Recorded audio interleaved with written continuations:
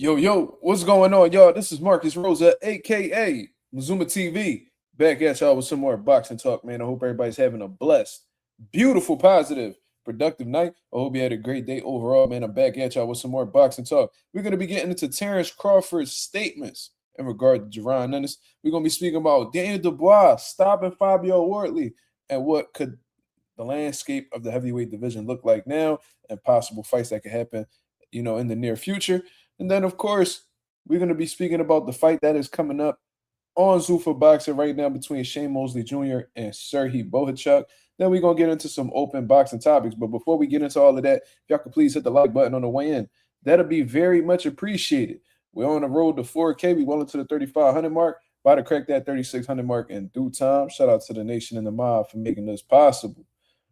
What's going on? What's going on? How we feeling today, y'all? What's on your mind? What's on your mind? How y'all feeling? How y'all weekends is feeling? Happy Mother's Day. Happy Mother's Day to all the real mothers out there taking care of their kids. You know what I mean? I don't want to see no bitter baby dads in the building. Oh, man, no. Pay respect to the real women that's out here doing their thing, man. We just ask that the women do the same when Father's Day come around. You know what I'm saying? Happy Mother's Day. Shout out to all the real mothers out there. If y'all was raised by a real one, make sure, and they still around, make sure you hugging them tight. If they no longer around, you know what I mean? Just thank God that you were able to experience that person for the time in which you had them. You know what I'm saying? Salute to Sean Terrence in the building. What up? My fault, y'all. We getting this live together. Justin Jackson, what up? What's going on? What's going on? Marissa. Shout out to the little sis, Marissa. I hope you had a good birthday, Marissa. Pagai, what up? Damn, I ain't see Pagai in a minute. Talk to me, man. How we feeling? How we feeling? I was supposed to go live last night, man. My son wasn't rocking with it. He wasn't rocking with it. So I just fell back with him for the night. King of Brooklyn, what up? What's going on? What's going on?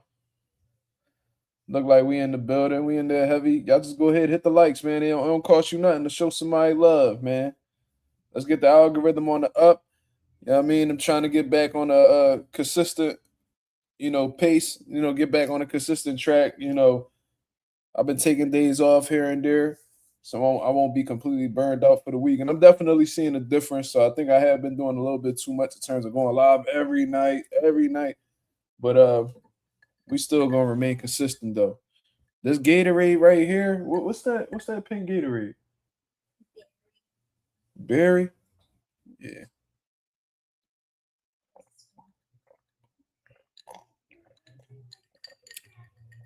John, so good. Gatorade did their thing with that one. But anyways, man, my boy Justin Jackson came in and said, "Imagine being retired and a young lion got you insecure." Is that what it is? We definitely gonna talk about it, man. Because I'm gonna have a bit of a different take than everybody else. You know what I mean? And I really don't give a fuck who this offends. Terence Crawford fans, you know, whoever. You feel me? I see $1 million worth of game. Gilly and Wallow and them, they just dropped the interview with Bill Haney.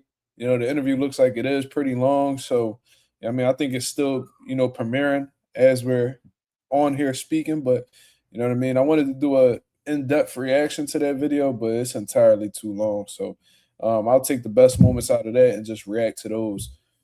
You feel what I'm saying? My boy Tricks in the building says, "Still can't believe my math teacher knocked out David Morrell. What were your thoughts, Mazuma? David was winning every round." Well, listen, man, let's just keep it real. Let's just keep it real. And I see a lot of people, "Oh, David Benavidez destroyed David Morrell." That sound good. That sound good. And, David Benavidez is one of my favorite fighters. So that's like an easy take to, put out there. But I'm going to keep it honest with y'all. David Morrell has not looked impressive to me since he's been at light heavyweight. I haven't seen that one fight of his at 175 where I was impressed. The David Benavidez fight, yeah, he put up a fight, but he lost. We're not impressed off of losses, at least not me. You know what I mean? Especially when there was a lot of people who felt like Morrell was going to knock David Benavidez out. He ain't show up for that fight. He didn't do what he needed to do in order to get the win. The Hot Rod fight wasn't impressive. The Katya fight, not impressive. This fight right here, he was winning the fight, but he didn't look impressive. And I don't know if it's a focus thing with David Morrell. I don't know if it's a weight thing with David Morrell where he just, because at 168, we got to take into consideration that he was just hitting shit and they were just going out. He had no difficulties. He had very little adversity, if any, at 168 pounds. Just putting everything out, no resistance his way whatsoever until he fought David Benavidez. He did not face anybody who was really there to give him problems. You know what I'm saying? So at 168, let's keep it real. He didn't beat anybody. He didn't learn anything in those fights when he was at 168 pounds. Yeah, he won a regular title in his second, third professional fight. Yeah, cool. But did any of those guys give him anything to go back into the gym for his next camp with more knowledge about? Did he really progress as a professional fighting the guys that he's fought at 168? So it might be just like a shocking experience for him to be having relative ease at 168 pounds with all of his fights, and then going into 175 with straight dogs, and now you playing catch up because you didn't learn shit at 68. So all the experiences you facing at 175 right now, this is shit that he's never dealt with in the professionals before. What fight at 168 did David Morrell have that reassured you or made you feel like he was going to be ready to take them tough fights at 75? Not one of them. And I'm going to keep it real. I have no idea about the bull who beat him. But I was watching the fight and I'm like, bro, like Morrell, like he was beating dude, but it didn't look like, oh, this dude don't belong in here with Morrell. The bull just kept pushing the whole time. And, you know, I'm going to keep it real. I thought he had this shit in the bag. So I was just like, you know what, I'm going to stop watching. And, you know, I take a nap. I doze off. I wake up. And I'm seeing David Morrell getting knocked out cold on his feet and losing the fight. And I was just saying that David Morrell did not look impressive, and he has not looked impressive since being at 175. And come to find out, he gets stopped. Holy shit. So it's like now the Callum Smith fight is down the drain. You know, Callum Smith was there watching, spectating, hoping that, you know, once he comes off of his injury, that'll be the fight that's available for him. Now it ain't. So now I heard the WBO is going to have a meeting and see exactly what they're going to do with Callum Smith and stuff like that, and exactly what they're going to do with, you know, David Morrell's position in the WBO. More than likely, he'll either be removed from the list or he'll be placed a lot lower on the list, and he's going to have to start back from scratch. It is what it is. But a lot of people felt like he lost to Katiev. He lost to David Benavidez. Hot Rod, he beat Hot Rod, but it was competitive, and he had a tough time. You know what I'm saying? So it's like, what's going on with David Morrell? I don't know. Could it be a mental thing? Possibly. I seen that he was training with Ronnie Shields at one point in time. Now I see that he's training with Ismael Salas or whatever the case is. I don't know what's going on with David Morrell, but one thing I can say is that boy definitely lacked discipline. And this is what I heard. Don't hold me to my word, but this is what I heard from a trusted source. David Morrell, because for a while, y'all remember, he was living out in Minnesota. And we like, why the fuck is a Cuban living out in Minnesota? Why is a Cuban living out in Minnesota? How many Cubans you know, how many fighters you know defect from Cuba and then move to Minnesota? That's shit that you don't even really hear of. You usually hear about them being in Miami, you know what I mean? Somewhere, maybe in California, Nevada, somewhere. David Morrell's in Minnesota. And I put the question out there, why is David, I was talking around some people that was involved with the PBC and all of that. Why is David Morrell based out of Minneapolis, Minnesota? Apparently it's because when David Morrell is in certain settings, he lacks focus. They said that boy liked to party. They said that boy liked to go out and do his thing and all that. And Yeah, my pop in the building. Shout out to my pop. My pop know exactly what I'm talking about. 'Cause I remember he was there when we was having this conversation. Apparently, that motherfucker liked to go out. He liked to drink. There's videos of him online drunk. Remember, he was like, "Oh, you easy work, my nigga." He was intoxicated when he said that shit about Edgar Berlanga. You feel what I'm saying? So, Morel got his things. I don't know if he's just maybe he got a couple Turkey Al Sheik bags or whatever. He got a little Turkey Al Sheik bag, he lacking focus. Some fighters are in the sport for different reasons. There's some fighters who aren't really too big on the money. They just want to be great. Then you got fighters who don't really give a fuck to be great. They just want to get they want to get money to take care of themselves and their family. You know what I'm saying? Yeah, Bella Faith, that's what I was just saying. I said at 175, Morel has never looked impressive in comparison to how the way he looked. Um, at 168 pounds. Now, my boy Tricks in the building said, I don't want to make any accusations, but do you think Morel could have been on PEDs at 168? Remember Benavidez asked for early drug testing. See, I would never be the one to say that somebody's definitively on PEDs if they've never uh popped positive. You know what I'm saying? But I am gonna say that whole situation with David Benavidez was a bit weird, to be honest with you. Hold on, my fault. That was a bit weird, to be honest with you, because they're demanding the drug testing, and while they're demanding the drug testing, they keep trying to find ways to push it back. You know what I'm saying? Or making excuses for why, they're not able to do it at this point in time. David Benavidez had to basically demand that they do the drug testing now, or he's calling the fight off.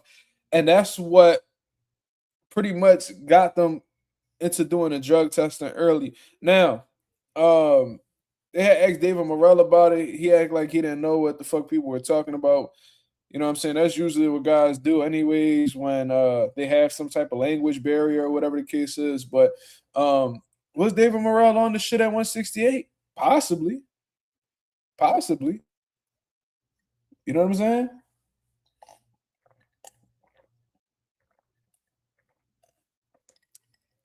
He wouldn't be the first Cuban fighter to pop positive.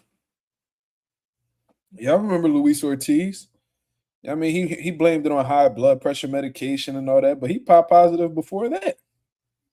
So, what I mean? Not to, uh generalize all Cuban boxers as dirty fighter. That's not what I'm saying at all. What I'm saying is it's not impossible for David Morrell to be on the shit. You know what I mean? So I don't know what's going on with David Morrell. It could be a discipline thing. Maybe he just not good at the weight class. It could be all of that could be true in one. We don't know. The only person that knows why Morrell is performing the way he is David Morrell. You know what I mean? He looked absolutely devastated after he got stopped.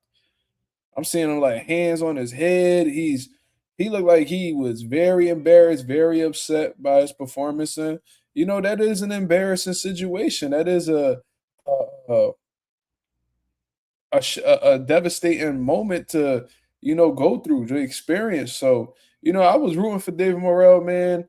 Um, I don't know exactly what he's gonna do. He definitely has to reevaluate a couple things. Um, he needs to ask himself if 175 is going to be the division that he's going to stay at. Does he have to go back down to 168? Does he have to go back to, Shane Mosley and Boachuk banging right now? Because Shane Mosley took a hell of a shot from Boachuk. He kept that shit moving. That boy Shane Mosley Jr. got a chin on him, boy. But yeah, man. David Morrell got to figure it out. If he don't figure it out, he's never going to be that champion that people thought he was going to be at 168. A lot of people was putting that hat on David Morrell. He's the boogeyman of 168 pounds. So for him to be doing all of that curb stomping at 168, then to go to 175 and look like a shell of himself, it's a bit concerning to me. I'm not going to lie to you, man. Bella Face said, man, the Cubans called him a modern day Monzon, which is Carlos Monzon. all-time great middleweight fighter. But hopefully he starts taking boxing more seriously. Well, let's hope that's the case, that he's not taking it serious, because if that's the case, then that'll be a simple adjustment. He just got to get back in his bag. Hopefully it's not a situation where he had a short prime, because there's some fighters that have them situations. Um, Hopefully it's not because of PED usage or anything like that. I wouldn't make those accusations. I don't have proof. But hopefully it's a situation where he just needs to focus, because if that's all it needs, if that's all David Morrell needs in order to go back to his old self, then it's possible. It's possible for him to get back. But if he's at the wrong weight class, that could be a problem. You know what I mean? Different coaches, that could be a problem.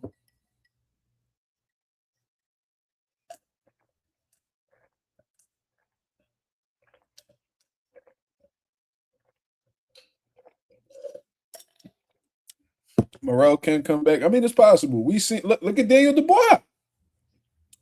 Look at Daniel Dubois. That motherfucker Daniel Dubois could show you how to come back from anything. We talking about his first professional loss against Joe Joyce. He quit. He quit. Bounced back. Became champion. Got knocked out by Usyk twice. He got knocked out by Usyk the first time. Came back. Ran through Philip Herkovich. Ran through Jaron Miller. Ran through Anthony Joshua. Became champion. He fight Usyk again. Get put out again. No tune-ups, nothing. Get right back into the smoke with fucking Fabio Wardley, who's the new champion on the scene, known for his power, his endurance, his heart. And basically, coming off of a knockout loss, beats this nigga Fabio Wardley to submission. Not saying that he submitted, but he literally could not take the punishment anymore. One thing about that motherfucker Daniel Dubois, he gonna find a way to come back. So if he could do it, Morrell could do it. You feel me? A lot of this shit is mental. If Morrell is able to tap into his focus and get some things together and go back to his old self, he could do it. If not, then his career would be considered an underwhelming one. I'm not gonna lie to you. You know what I'm saying? My boy Anonymous in the building, he said, I think he's got a discipline issue, but he's fell off heavy now. I don't know if he could climb back his way, but I don't know if he could climb his way back to upper echelon. I mean, Morrell has the abilities to do so, man. Athletic, he got good speed, he got good power, at least at 68, good finishing ability. You know what I'm saying? So he has the tools. Can you make that shift mentally where you could go back into your old self when people was praising you and saying that you were next up and you were the future of boxing and of Cuban boxing and shit like that? Like, can you get back into those shoes? We'll see. Hold on, yo. Y'all heard it?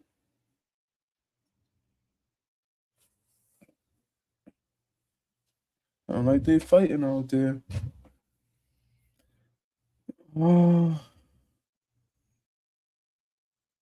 Fast Life, More Life said Junior not need to not fight bullet chucks, fight box, move your head, and give angles.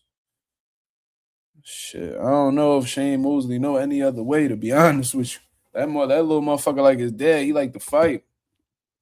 Take a hell of a shot like his dad too. That's for sure. That's your second choice for fight of the year so far. That was a hell of a fight. What do I think about Daniel Dubois versus EJ Cabiel? That's a phenomenal fight stylistically. Stylistically, that's a phenomenal fight. That fight's definitely not going the distance. And EJ Cabiel, he gets hit a lot too. So, just based off of that alone, Daniel Dubois has a shot. But Daniel Dubois, despite him showing heart in his previous fights, we do know that boy like to quit. You know what I mean? That's just something that we do know. And once you show that in the ring, especially multiple times, I've seen him quit, in my opinion, you're liable to do it again if that heat put on you. And Egypt definitely has Um, that the consistency to the body, his relentlessness, uh, he could definitely get to Daniel Dubois. But if Egypt, taking that reckless approach like he did in his last fight and getting hit with all these clean shots, that could favor Daniel Dubois as well. I personally think that Egypt would break Daniel Dubois down. I don't think Daniel Dubois could take that body attack that Egypt putting out there. But if Dubois definitely got a puncher's chance, and he could definitely hurt Egypt. Could definitely hurt him. But the difference between Egypt Cabello and Fabio Wardley is that Egypt has actually fought legitimate dudes and actually beat like top guys or at least top contenders in the division. Like, we can't ignore that Frank Sanchez win. At the time that he beat Frank Sanchez, he was a top contender in the game. You know what I'm saying? Julie Zhang, one of the biggest punching southpaws in the division, a heavyweight giant of this era. 6'6", 6'7", Julie Zhang. He came up off of the canvas against Zhang and beat him in the submission, folded him to the body where he can no longer continue. You know what I'm saying? So, Egypt has actually proven himself. I think Fabio, outside of the Joseph Parker win, which I thought he was losing until the stoppage, didn't really have, names on his resume that was really going to reassure me that he was going to just pass with flying colors against Daniel Dubois. I told y'all, I thought that fight was going to come down to whoever was more effective offensively. And it came out that, Fabio Wardley started off strong, but, he started off strong, but he couldn't take what was coming back towards him. Dan Dubois made an adjustment. He pushed Fabio on the back foot, and Fabio didn't have the answers. He can't fight on the back foot. You know what I'm saying? So it's interesting, man.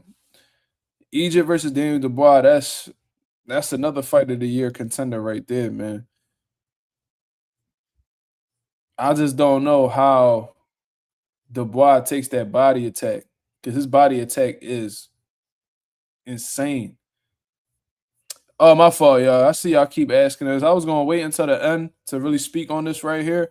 I already got the video set in place, but y'all already asking about the Terence Crawford situation. So fuck it, we're gonna have this conversation. Like I said, I was gonna speak about it on the live last night, but unfortunately, I fell asleep with my son, and it was just no turning back from that. So, my boy Anonymous said Cabello beats Dubois. He thinks Atama beats Dubois too. Yeah, Atama brings a different type of, obstacle for Daniel Dubois. You just not walking to Moses Atama and you just gonna have success. Yeah, Moses Atama too fast, too sharp, too accurate. Yeah. Nah, you're not doing that with him. That you actually helping Moses if he doesn't have to look for you. That's just what I think. And I think Cabello could beat Daniel Dubois too. I don't know how Daniel Dubois deals with that punishment. I don't think I think Daniel Dubois, his only chance of beating Egypt is if he sparks him. But anyways, man, let's talk about this Terence Crawford situation, man, because at first it was a conversation that was interesting to me, but I found a way to move past all of this. You know what I'm saying? Like the whole Terence Crawford, Jaron Ennis, Boots versus Bud, Boots versus Bud, Boots versus Bud. Was that a fight that I wanted initially? Absolutely. I think you would be dumb as a boxing fan to not want that fight when they was first asking for it. Terence Crawford was the established guy on the block. You know what I mean? All-time great fighter, in my opinion, just going out here doing historical shit. And especially coming off of that Errol Spence Jr. win, I gave a lot of respect to Bud, and I named him my pound-for-pound number one guy from there, right? He was my pound-for-pound number one guy prior to that, but that just really stamped it. Then when he went on to, defeat Canelo Alvarez, I'm like, all right, man, like, I don't think anything that Usyk does or anybody else, NUA, whoever, I don't think they could top what he just did. And he went out on the top of the game, and I saluted Terence Crawford for leaving the game on his own terms, right? But boxing fans, they just want to see fighters continue to fight until the sport retires them. That's something that I see all the time. I mean, when Andre Ward retired, they wanted him to keep fighting. Well, oh, Bivol better be. Bivol better be. Andre Ward retired, they wanted more out of him. Floyd retired, they wanted more out of you. Especially when them new dudes, Errol Spence, Keith Thurman, and all them other guys was around the block, right? So I get it. Y'all want to see Bud continue to perform because he just left the game with something left in the tank and coming off of one of the best performances of his career, right? So y'all want to see more. I understand it. But one thing about me is I listen to these fighters and what they say. We had Bomac on the channel. When I asked Bomac about Bud and Boots possibly fighting, what did he look me in my face and tell me on this live?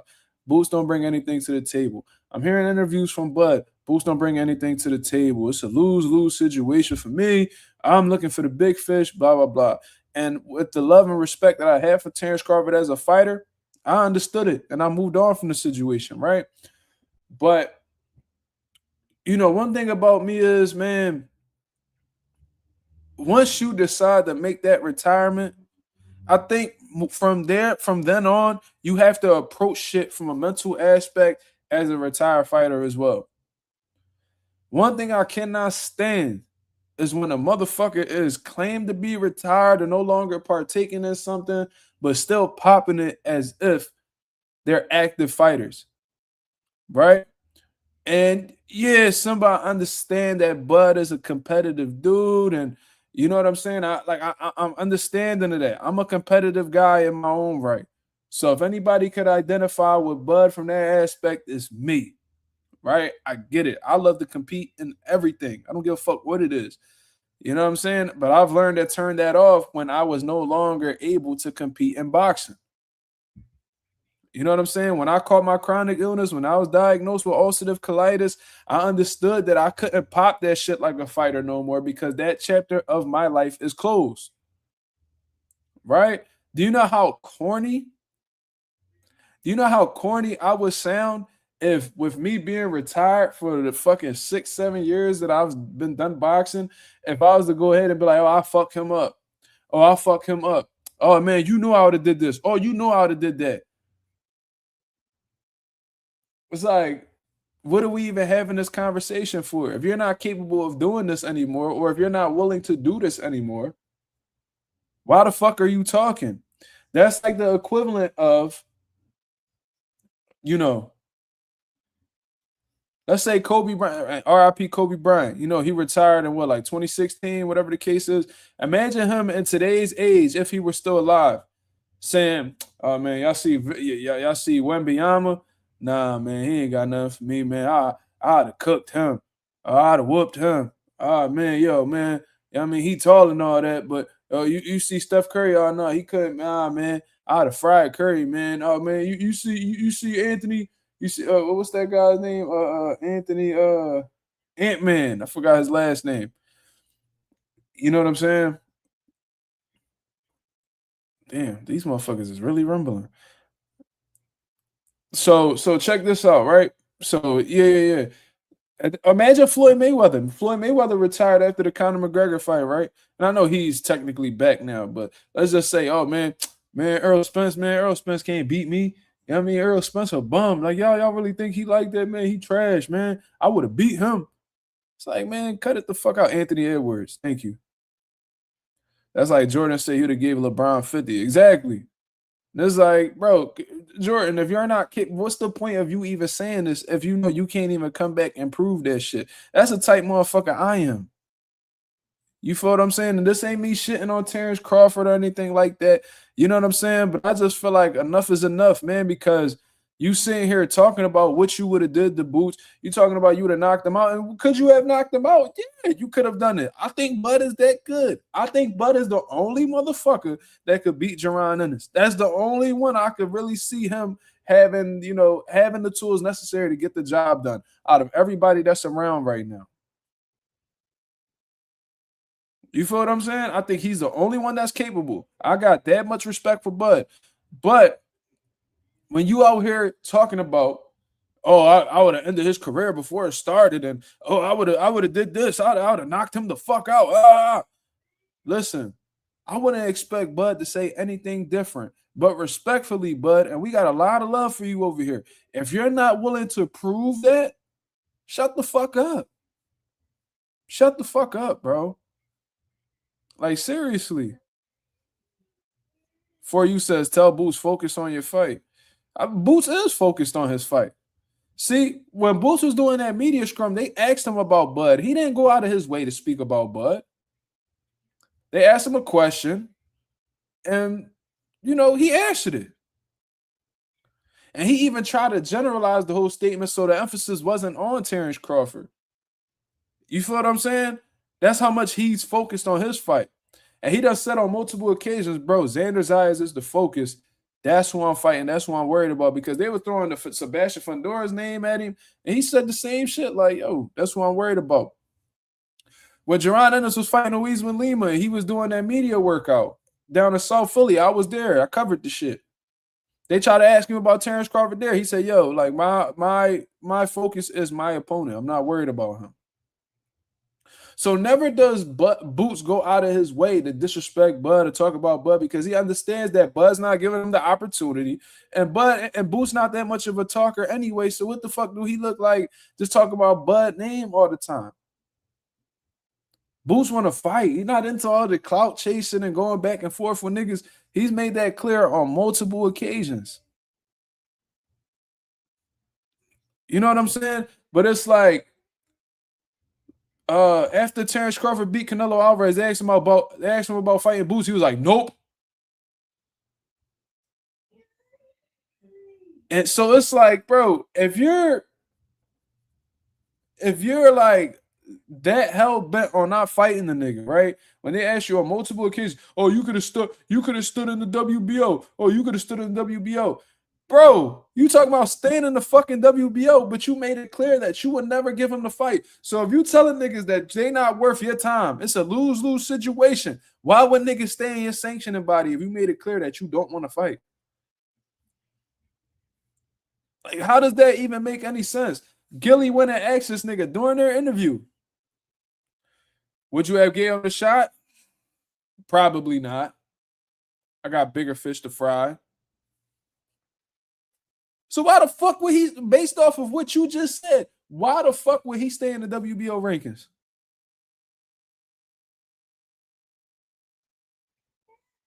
You feel me?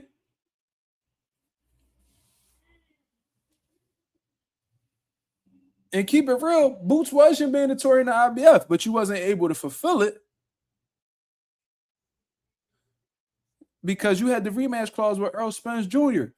So it's like, all right, he wasn't, he might have left the WBO route, but he ended up being your mandatory in the end anyway.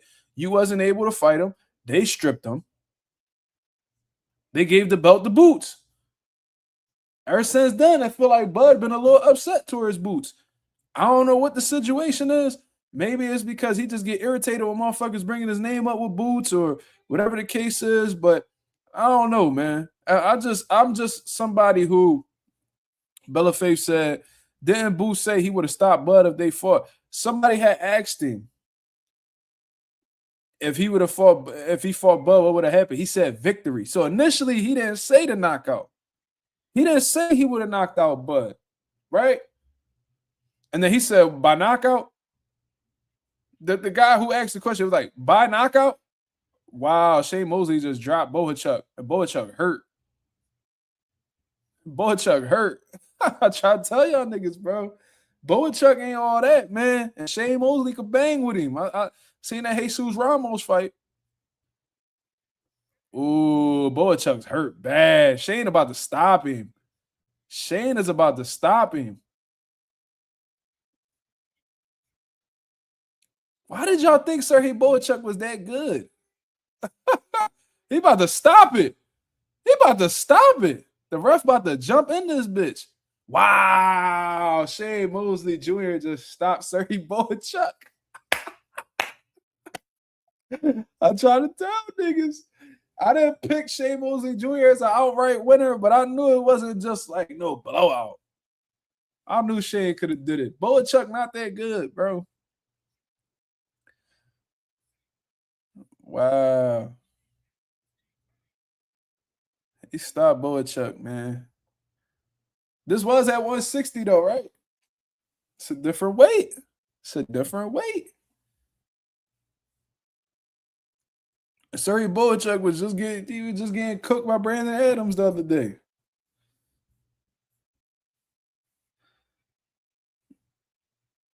Said Greg Hackett was correct again. Okay, so I guess he picked Shane Mosley. Damn, man. Good win for Shane Mosley, man. That boy a dog. Creating his own legacy, man. Damn.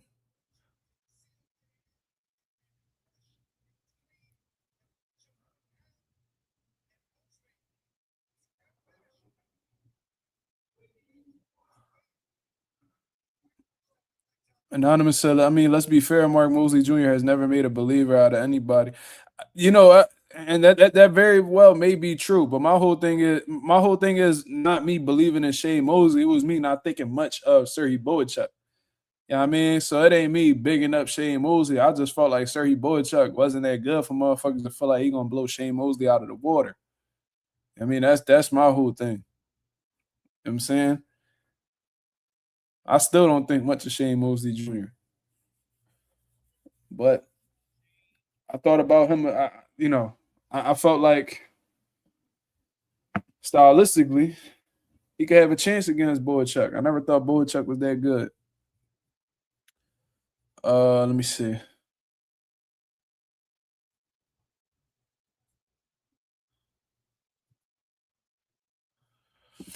Trick said Boost stayed in the WBO rankings, then he would have ended up with a WBO title. Boost had a chance to pull Crawford's card and make it look apparent that Crawford wanted no parts of Boost. You know why Boost don't need to do that though, bro? Because Terence Crawford done came out himself and made it clear that he wanted no part of Boost. He didn't want to fight him. So do you really have to stay in the WBO ranking to prove that Crawford didn't want to fight him? Terence Crawford literally says that out loud himself. He says it out loud himself. Nope. He don't bring nothing to the table. I got bigger fish to fry. I respect it. You know what I'm saying? And Bud went to go fight the bigger fish. I get it. I respect it. See, what I don't respect is when motherfuckers say that and they fight niggas who's lesser than the guy. Like Alicia Bumgarner with Carolyn Dubois. Oh, Carolyn Dubois, I gotta wait her turn, blah, blah, blah. But then you fight Bo Mishin, or whatever the fuck her name is. Then you go and you fight her when Carolyn Dubois beat her before you did. See, that's the shit that I don't respect. So if a motherfucker be like, nah, I ain't worried about fighting him, you know what I mean? You know, that ain't really worth my time right now. I'm going after the big fish. Then you go ahead and you fight the big fish. I respect it. I respect that shit. And that's what Bud did. So I'm not mad that he took that approach. But right now, and let's keep it real. Like Bud is a little bit salty, bro. He is a little bit salty. And that could just be his competitive side. You know what I mean? Maybe he feels that little rivalry back and forth with Jaron Ennis based off of what the fans are saying. But, you know, when Boots announced that fight with Xander Zayas around that time, or it was around the press conference or some shit like that, Bud decides to go on social media and answer questions from the fans. And there was a shit ton of questions that was being asked, and he was selectively picking the questions that involved Jaron Ennis' name. Jaron Ennis versus Sebastian Fundora. And there was a couple other questions, whatever the case is, and it just seemed like he was, choosing against Boots or not trying to give him any type of credit or whatever the case is. This is shit that I do notice. It said Boots left the camp early. What camp? What camp did he leave early?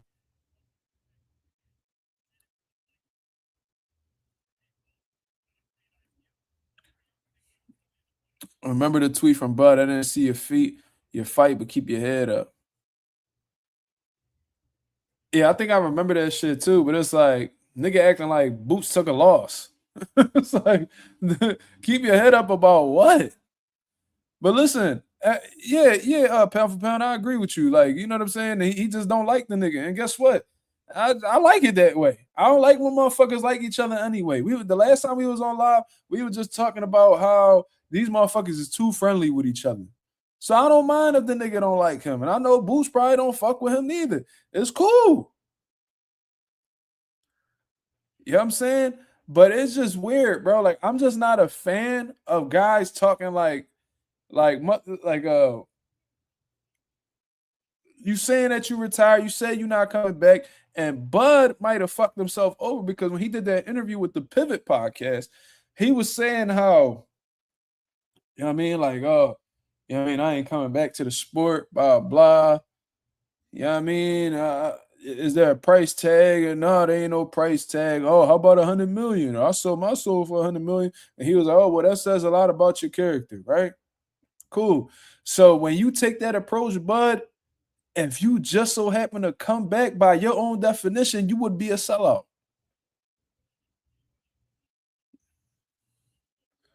He said, I'll be here June 28th. What the fuck that mean?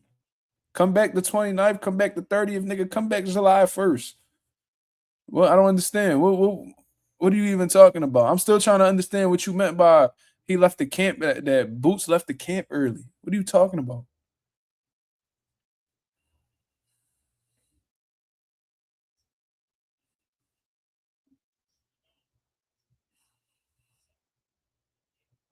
Shane Mosley talking. Shane Mosley Jr., a gangster, just like his pop. Yo, he talking gangster. But yeah. Yo, Ghost, what up? So yeah, man, I just don't like when retired motherfuckers, like, if you retired, bud, stay retired. You feel me? Like, if niggas ask you about Boost, you be like, bro, it don't even matter. You know what I mean? It'll never happen because I'm retired. Not, oh, I would have did this, I would have did that. Let me see what he talking about.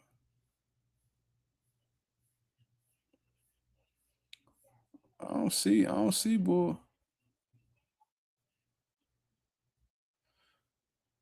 This nigga Rich Block don't even know what the fuck he talking about. He said Canelo washed Boots in the sparring session. That ain't what I heard. That ain't what I heard at all. Actually, I ain't gonna say what I heard, but that's definitely not what I heard. Yeah, I mean, but anyways, man, let me go ahead and show the video. Let me go ahead and show the video.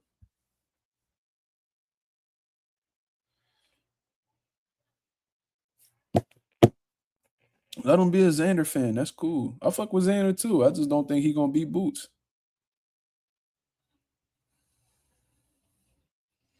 My boy Anonymous said, you know where I stand with Bud. So we got to make it clear because I know where he stands with Bud, but the people may not. Anonymous fucked with Bud heavy. Always been a big Bud fan. But he goes on to say, but even I got to admit that talking crazy while being retired is corny as hell, nigga. Go sit down somewhere in peace if it's really over. That's what I'm saying. And if you're retired and you still not at peace with what you did, then, why retire if you're not at peace? Rich Block said Boots went to spar Canelo during the camp when he fought Bud. Duh, nigga. We know that. He was there. We was there when we was here talking about it when it happened. This nigga telling me shit that we already know? It's crazy. Bellaface said, well, Boots is answering the question. Since Bud is retired, why couldn't Boots shut the question down? I mean, I don't know. I don't know. That's something you gotta ask him. Maybe he didn't want to shut it down. You know what I mean? And then shutting down questions can't come across as rude. Maybe, Boots ain't, that type of person. I don't know.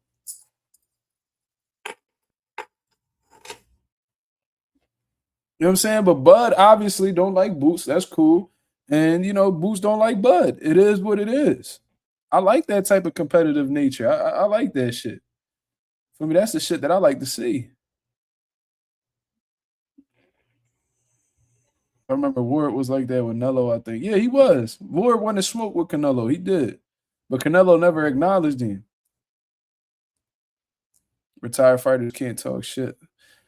See, look. See, so these motherfuckers about to sit here and justify bullshit. So look, this is what I'm saying. This is what I'm saying, right? If you are recently retired, right? And you talking about what you would have did to so-and-so who's an active fighter right now, when you could have taken the approach in fighting them prior to you recently retiring. Look,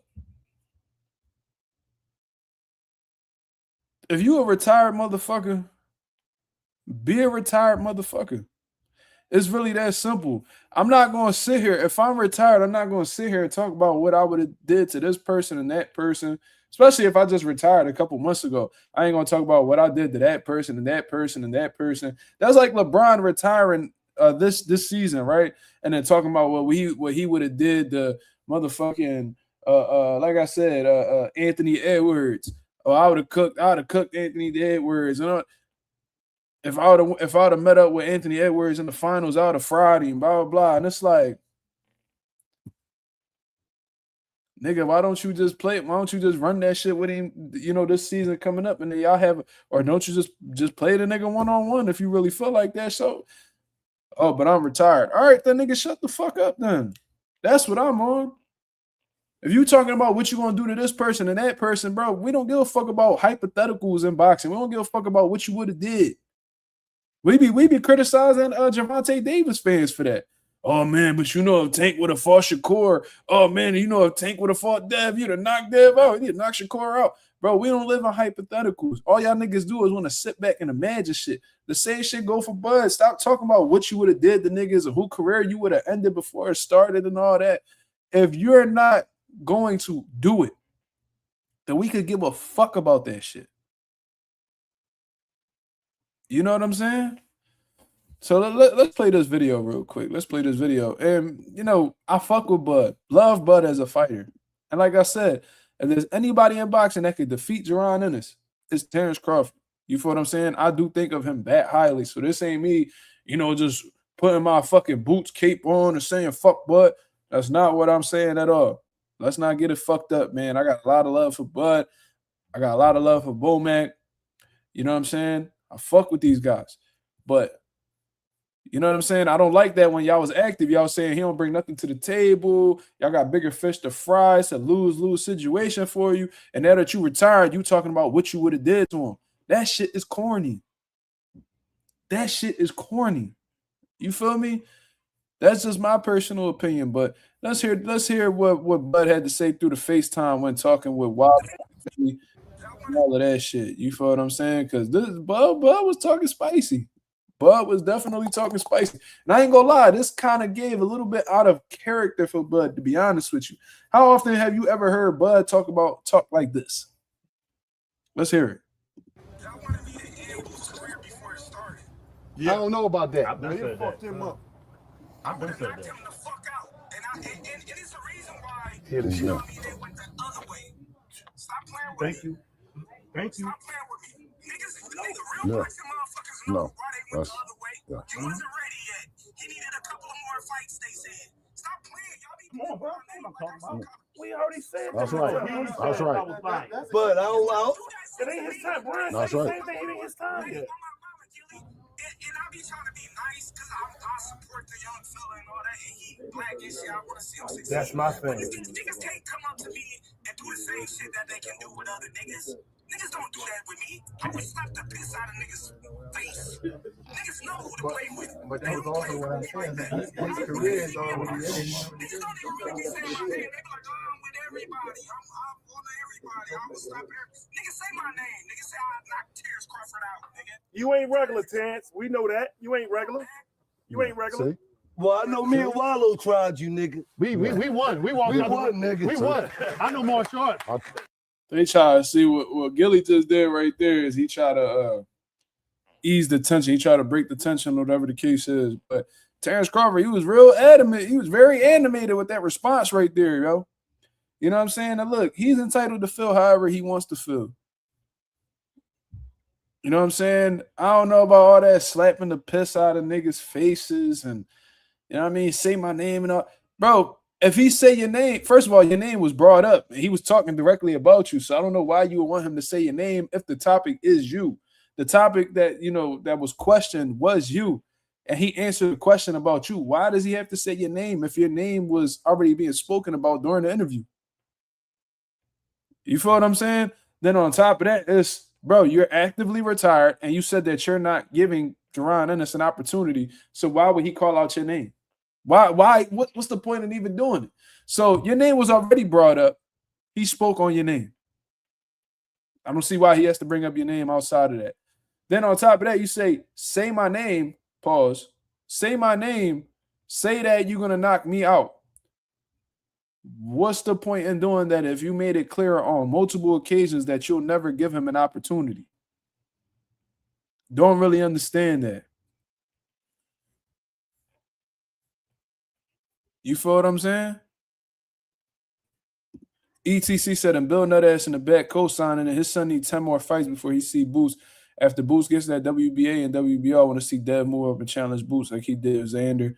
Same belt. Shout out to my boy ETC in the building. I mean, yeah, that's what I was talking about the other day. Cause I'm like, yo, look, you know, Devin Haney was willing to go up to 154 to possibly face Xander Zayas.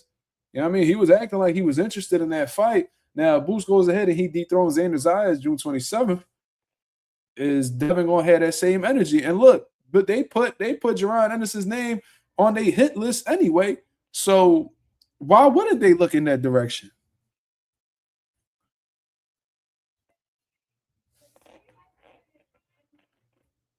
You know what I'm saying? So look, man, I'm not gonna take any personal attacks towards Bud. I got a lot of love for Bud. You feel what I'm saying? Let me address this question right here. Somebody by the name of Nikki and a man. That's a crazy name. Says, oh, okay, someone called Bud and asked him about Boots. Okay, makes sense that Bud answered the question. Yeah. Hold on. Somebody said something else. Hold on. Yeah. He said, I understand your opinion. However, you said Bud could beat Boots, but Bud himself can't say it. Well, I'm speaking from a fan's perspective. I'm not the one that's actually lacing up the gloves and, you know, putting belt to ass, whatever the case is. You know what I mean? It's different when the fighter who's involved in the hypothetical matchup is out here saying that they're going to do A, B, and C, that they would do A, B, and C, but simultaneously are retired. Shit doesn't even make any sense. You know what I mean? It's a difference between a fan saying that I feel like this would happen in comparison to the fighter that's being brought up in the conversation saying that this would have happened when he could clearly make the move and make the fight himself. Like he like it's in his power. When it's the fans talking about it, it's not in our power to get up off the sofa and fight. But when it's a active or a recently retired fighter that's out here saying this, they have the power to turn that hypothetical into a reality. You know what I'm saying? So there's a difference between a fan speaking on it and me speaking on it. You know what I mean? I don't know Rich. That's the first time I've seen Rich in this chat. So I don't know whether he fuck with Boots or not. I really don't care, to be honest with you. You know what I mean? Like it would be weird if I was upset because of somebody not liking a fighter that I like. You feel me? It is what it is. You know, Fast Life say, you know, Devin and Bill gonna go ghost. They only said Boots' name to rise their stock back up after that ass whooping Devin took. Well, I don't even like bringing up that whole situation because, to be honest, Ryan Garcia cheated. And, you know, you don't get no props for that. So as far as I'm concerned, that's a situation that I don't even bring up. You know what I mean? Even if I was mad at the Heenies, I wouldn't bring that up because I'm somebody who's heavily against PED usage on any level.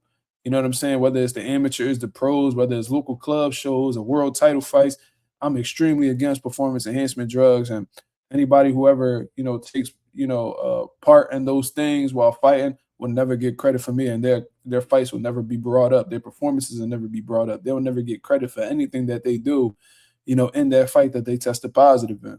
That's just me. Josue said, man, if Bud talking all that, might as well fight the guy. That's what I'm saying. That's what I'm saying. Like, you know, that's where I'm at with this whole situation, bro. Because it's like, all right, bro, you clearly don't like the nigga. Clearly you feel like you'll beat the nigga ass. Clearly he got you jumping out your skin. If you over here talking about smacking niggas personally and all this bullshit. Look how mad Terence Crawford was when he was saying this shit. Y'all wanted me to end Boo's career before it started. Yeah. I don't know about that. I've been said that. Him up. I've been said Knocked that. him the fuck out. And it's the reason why Here the you know shit. what I mean, they went the other way. Stop playing. It's the reason why they went the other way. What is this other way, bro? What is this other way? So confused about that shit. I'll never. He been talking about that WBO shit for a while, but admitted when he brought up that whole, oh, why you ain't just stay with the WBO? Why you ain't just stay with the WBO? And Gilly asked him if he would have stood in WBO, would you have fought him? Probably not. So what's this whole shit? Like I really don't get it. Like really don't get it, bro. He loved using that angle, but I never seen Bud reach out to Boots and send him an offer for a fight, arena, none of that shit. I never seen them, send terms out to Boots, nothing like that. So I don't even understand why he even takes this, bro. Takes this approach. I don't understand. Thank you. Thank you. Stop playing with me. Nigga, real boxing motherfuckers know why they went the other way. He wasn't ready yet. He needed a couple of more fights, they said. Stop playing. Y'all be Come on, bro. What I'm talking about? We already said That's that. right. That's right. But I don't. It ain't his time. Brian That's said the right. same thing. It ain't his time yet. And I be trying to be nice because I support the young fella and all that. And he black and shit. I want to see him succeed. That's my thing. But niggas can't come up to me and do the same shit that they can do with other niggas. Niggas don't do that with me. I would slap the piss out of niggas' face. Niggas know who to play with. But that was also what I said. His career is already ended. Niggas don't even really be saying my name. They be like, oh, I'm with everybody. I'm for everybody. I will stop there. Niggas say my name. Niggas say I knocked Terence Crawford out, nigga. You ain't regular, Terence. We know that. You ain't regular. You ain't regular. See? Well, I know me and Wallow tried you, nigga. We won. We won. We won, nigga. We won.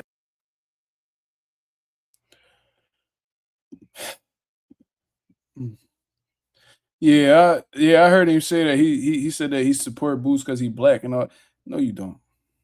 No, you don't. It's like I like that whole pro-black, approach and all of that, man. I'm for my people too. Let's not get it misconstrued. But in this particular situation, you do not support Boots, nor do you want to see him succeed because when they asked who will win between Boots and Fundora, you said Fundora. So as far as I'm concerned, I don't think you really want to see that nigga succeed. I don't think you support him how you claim you do. You might do it with the Shakurs and the Andre Wards and all them other dudes that you fuck with, but yeah, not Boots. You feel me? Not Boots. Let me see. Rich Block said I respect Boots. He hasn't fought a good opponent yet. Bro. Niggas just be talking, bro. I swear to God.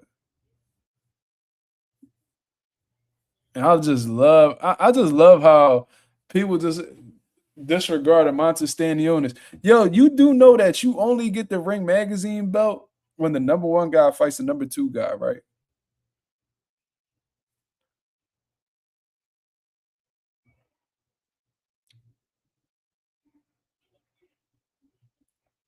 You know what I'm saying? These niggas act like Amante Stanionis wasn't a champion. Motherfuckers acting like I don't get it, bro. There's a reason why Boots became a lineal champion. It's a reason why Boots had the Ring Magazine belt because he literally beat the other best welterweight in his division. But hey, man, I seen a lot of motherfuckers out here saying there was a whole video motherfuckers put together. It was like, oh no, man, Amante Stanionis, man, he's a bit different, I could see this being a 50-50 fight against Boots, man. Then as soon as Boots chop him the fuck up, oh man, Amante Stanionis, he ain't nobody. Who Amante Stanionis be? See, this is how this shit be, bro. This is why, these boxers don't be fucking with these fans, bro. I'm trying to tell you. You want to see Boots versus Spence. You want to see Boots fight Spence, who literally hasn't fought in about 3 years, coming off of a knockout loss against Terence Crawford. For what? For what? And plus, on top of that, Spence about to fight Tim Lou. Norman Sr. betted on Stanionis. Yeah, I know. He was on my channel talking about. Motherfucking like Boots was supposed to beat him, or he had Boots beating Stanionis. Bro, if you had Boots beating Stanionis, why did you take time to take your hard-earned money and put it on Stanionis? I would never bet on a nigga that I genuinely felt like was going to lose. That's ass backwards. Like, what the fuck? Bro, if you're putting money on that person, there's something in you that makes you feel like that motherfucker could win.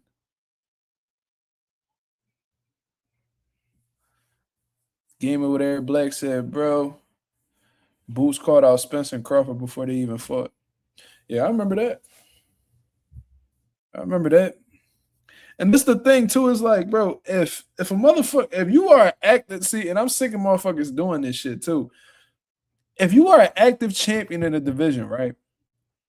Let's say you a champion at 147 pounds, and let's say Boots just wins a fight, and during the fucking post-fight, interview, he says, "I want all of the champions, line all the champions up. I'm knocking them all down." He talking about, and you're one of those active champions. He's talking about you. He doesn't need to bring your name up. You feel me? And I'm not talking about this buzz situation that just happened right now, but I be noticing that shit. Oh, you people, he ain't say my name, right? Why he ain't say my name? Because I remember Brian Norman Sr., they never said our name. They was saying y'all name at the negotiation table, nigga, and y'all priced yourselves out just to go ahead and take a turkey out of the chic bag and get your ass beat by a nigga who never fought in your division until he whooped your ass. And Devin Haney. Doing all that shit talking just for your son to leave you, you hoe ass nigga. Them Haney's tricked you right up out your motherfucking job position, nigga. What we talking about? But I'm gonna be right back, y'all. We're gonna take a little commercial break. I'm gonna be right back.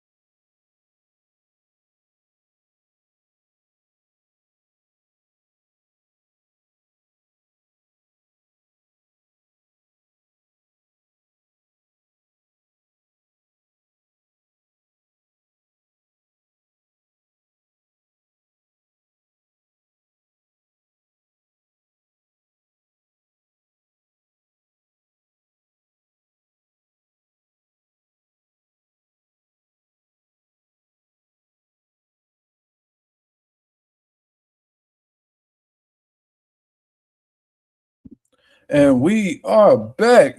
What's going on? What's going on? Now, I just had to take a little bathroom break real quick. Mill, what's going on, brother? Oh, shit. What's going on? What's going on? Now, I just had to take a little... Yeah, man, had to take a little break real quick. You know what I mean? But we in the building. What's going on? What's going on? How we feeling? How we feeling? I see there's still a bunch of people in the building. I appreciate you very much. I seen we got a shit ton of comments as well. Let me see. Let me see. Where we at? Where we at with it? Let's see. Where we going to start? My boy Janar Hill said, every time a fighter outclassed a dangerous fighter, fans always move the goalposts every single time. Janar, I'm going to add to that by saying that it usually happens with black fighters. I'm going to just say that Boots was just a better fighter that night, and Boots showed he was a level above Stan Eunice. I agree. But I do notice that is something that usually happens with black fighters. But he says, send me the link, Mark. I got you. Give me 1 second. I'll send that to you right now. Let's see. Where we at? Where we at?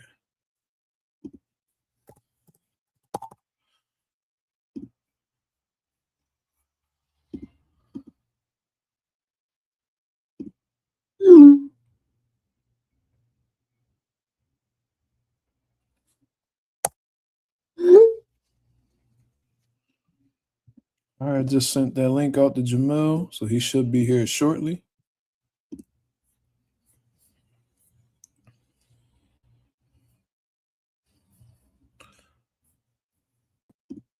Yo, yo. What up? So, what's up? Talk to me, man. What's on your mind?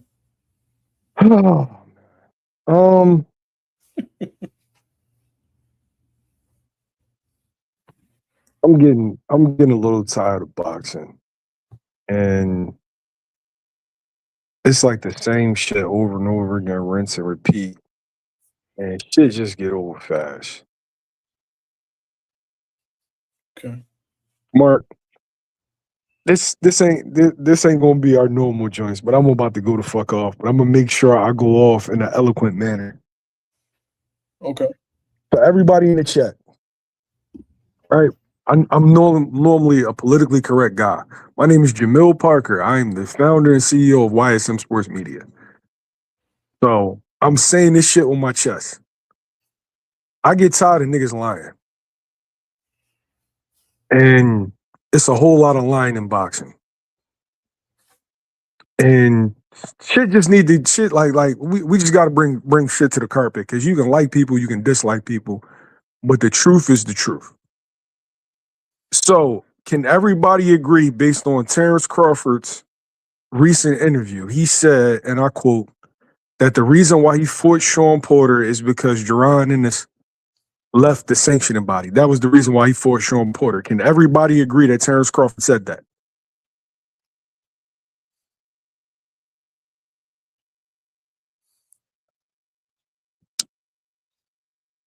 I'll wait before I get some yeses. Because you can like somebody, you can dislike them, but truth is truth. Fact is fact. I need some more people to say yes.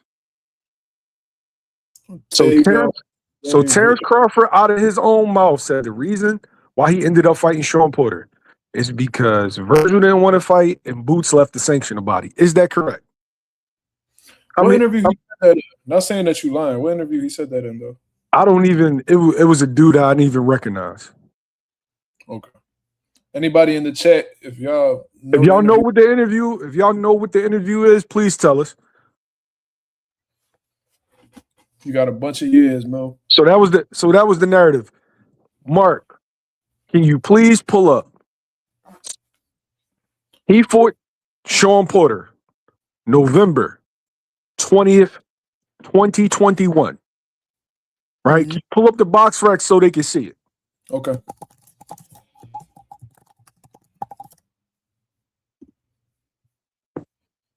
Now, you can like somebody, you can dislike them. Truth is truth, and fact is fact. We're gonna start we're gonna expose some bullshit. And I'm stuttering because I'm fucking tweaking. I'm tired of this shit, bro. Like, it's been the same thing for like 3 or 4 fucking years, yo.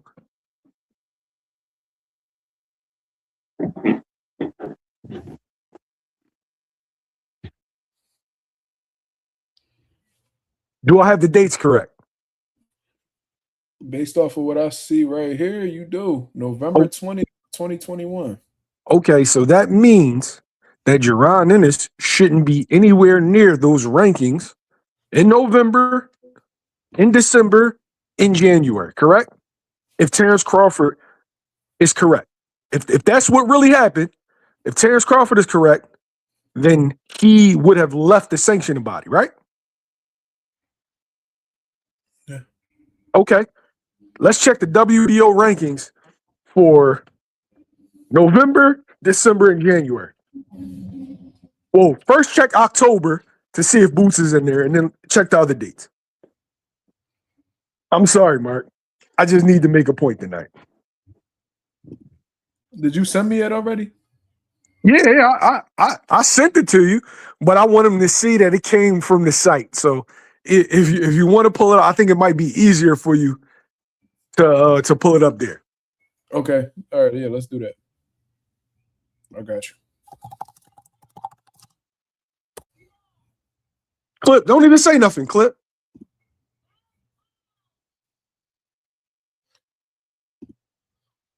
WBO. What year? You said 2021. 2021. Yeah, all you got to do is put up WBO rankings. WBO website will pop up. I'm already on it. So you said November of 2021. Yeah, we'll do October 2021. Okay, October 2021. Got you. And this is for obviously welterweight. So let's go ahead and look at that. All right. So let me go ahead and share the screen for this as well. And this is what it shows on the WBO website. There it is.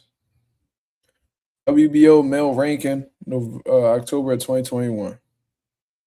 Okay, so a month before Terence Crawford fought Sean Porter, Boots is in the sanctioning body, right? Yeah. But according to Sean Porter, Boots shouldn't be in the sanctioning body, right? Because he left. Hey, Mark, let's see if he's in there in November. Well, I'm sorry. No. Let's see if he's in there September. Let's see, did he leave at any time? No. I'm sorry for making you work, Mark. No, you good. We here. Okay, well, what about August? Is he in there in August? No, let's look for August.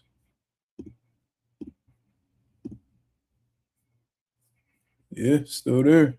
Okay. Let's look at November and December. Is he in there?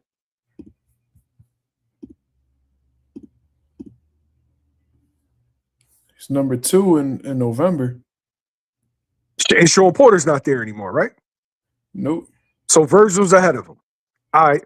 Is he in there in December?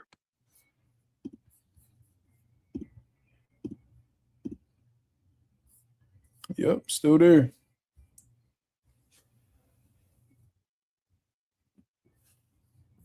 Number 2. So what I want to ask the Terence Crawford fans, was Bud telling the truth? The thing is, when you tell so many lies, it's hard to differentiate the truth. And yes, I'm saying Terence Crawford lied because it's obvious he lied. And he doesn't even remember the situation because he was never going to fight the kid. He literally mixed up 2 fucking different situations because he was listening to other people's talking points and jumbled them. Boots didn't leave the sanctioning body until Bud chose David Avanesian. Had nothing to do with the Sean Porter fight. He left the sanctioning body after he petitioned to face Earl Spence after Bud chose Avanesian. Earl Spence and Terence Crawford was in negotiations. He leaves to go fight David Avanesian, and then Boots petitions Earl Spence, and the IBF orders him to fight Karen Chikasa. And that's where he got the interim. Yep.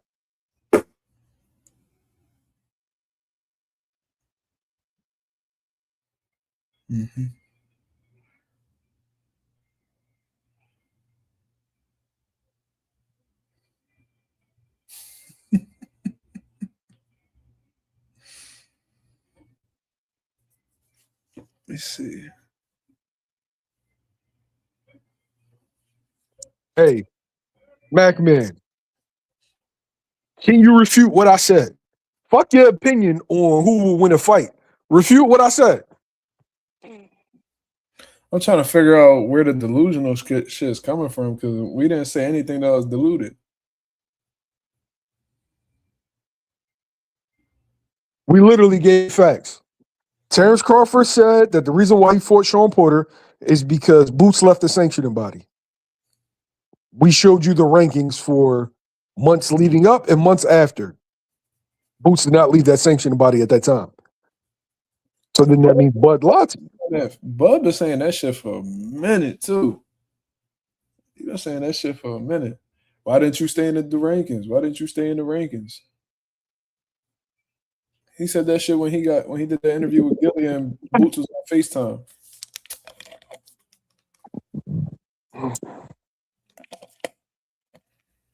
At this point, I don't even know why it's even a conversation because at every turn he told you that he didn't want to fight the kid. And for whatever reason may be, you don't want to fight him, cool. Why is this still a topic? He's like the old dude that's yelling at kids on the porch. You gonna step in the street? If not, then what's the conversation about? You would so you're a humanitarian now? You care about people's careers and all that? You know, man, oh man, I ain't want to, you know how to ended that boy's career, to end it. Do it.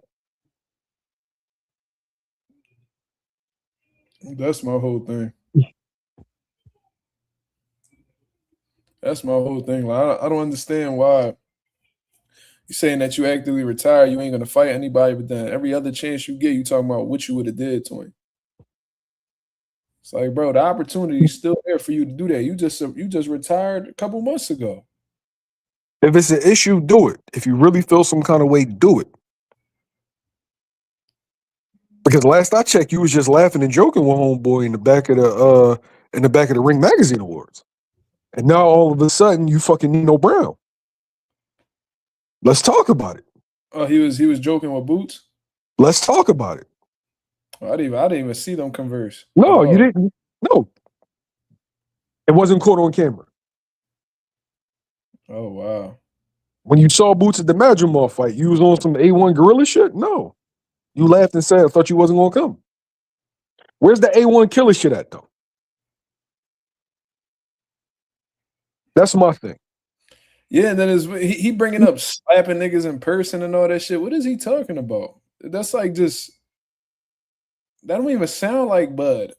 That's like very out of character type behavior, to be honest with you. Because I didn't hear Boots say anything about slapping him in person or anything like that. So where that shit even come from? I just want to know when he started caring about dudes' careers. All of a sudden, you Mother Teresa, bro? Because last I checked, if you cared about people's careers, you would have stopped Spencer 4 and 5. You'd have stepped on the gas and got him out of there. No, you poked holes and let him bleed out. Yo, I'm tired of being politically correct, though. It's like, it's a whole bunch of shit that goes on in boxing that's completely unnecessary. Like what I saw on $1 Million Worth of Game, and the narrative is that all of Philly rides with each other. That's the outside narrative, is that Philly's biased and Philly rides with Boots. And that's why Philly people say that Boots is this and Boots is that. But you and I both know it's more haters in Philly than love. That's a fact.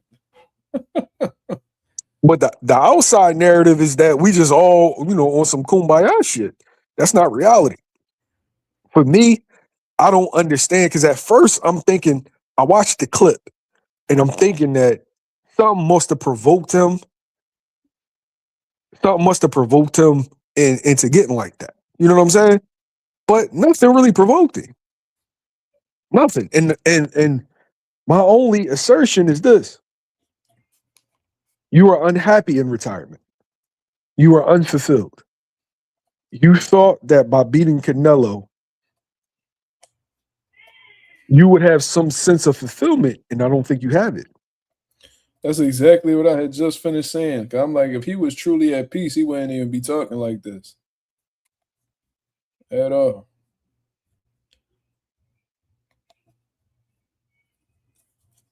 Let's see.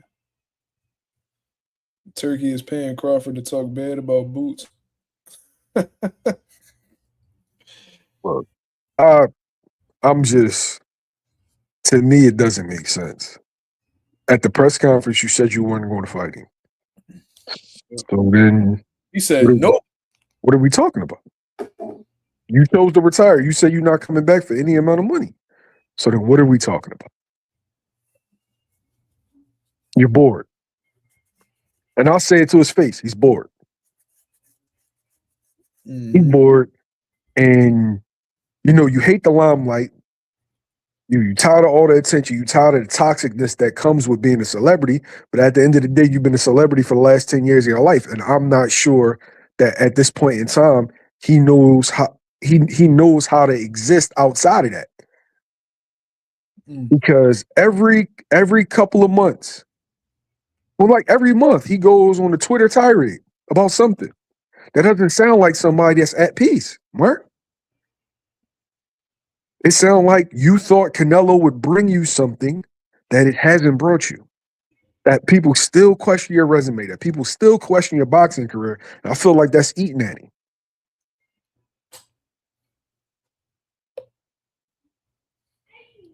But you fought Madrimov. You didn't end his career. He's fine. He's okay. Mean Machine's fine. He's okay.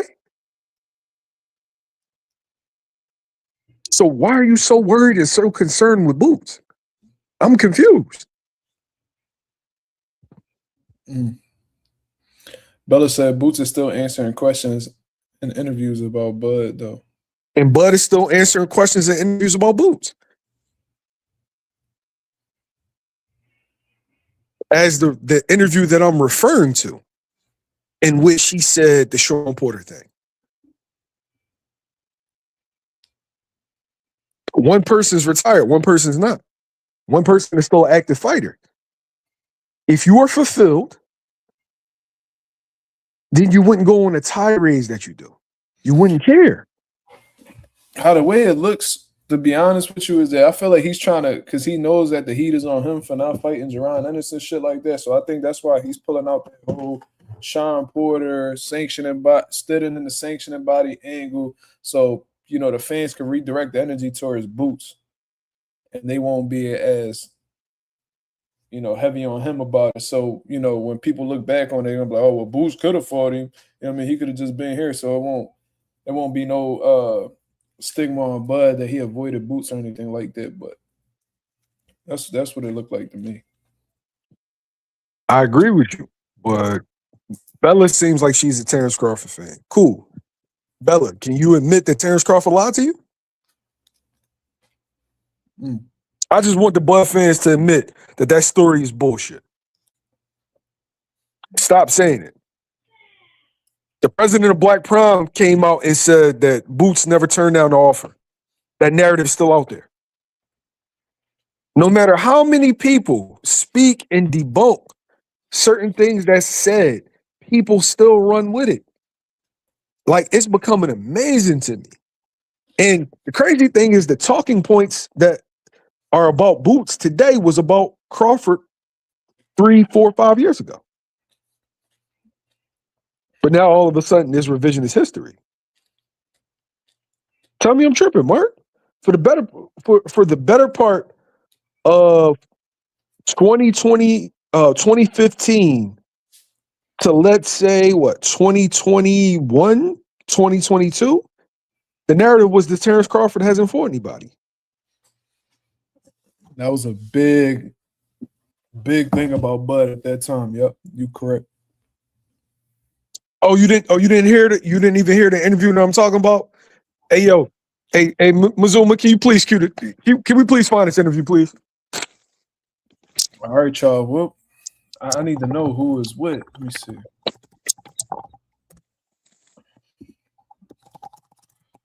I'm gonna try to find it though. Let me see. Yo, is this the realest shit ever? No, Bella. You gonna get this work tonight, man. I seen he did an interview with the Pivot podcast. I don't think it was that one. What does the background look like?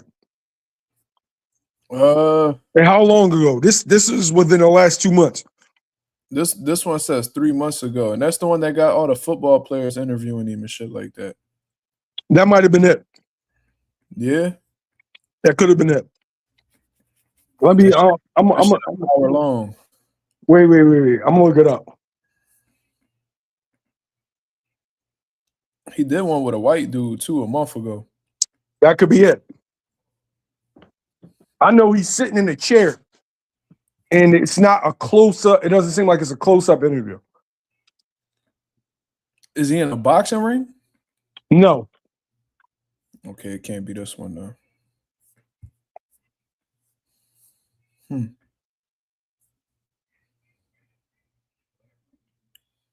I think you might have to type in Terence Crawford, Jaron, Ennis, Sean Porter. Try that. See if you can directly get a. I see one from a month ago. It says weighing in with Travis Hartman. That could be it.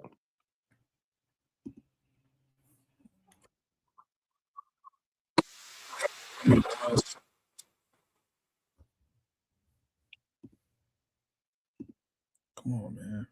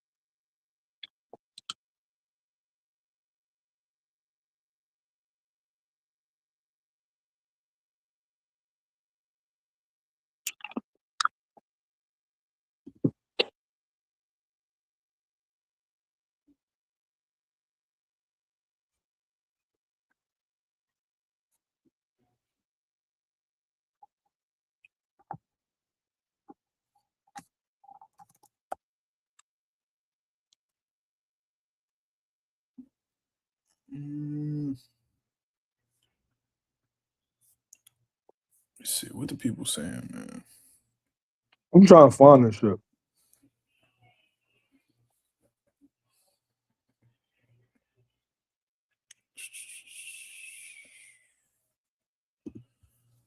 Would you say the dude name was Travis? What? Travis Hartman. Travis Hartman.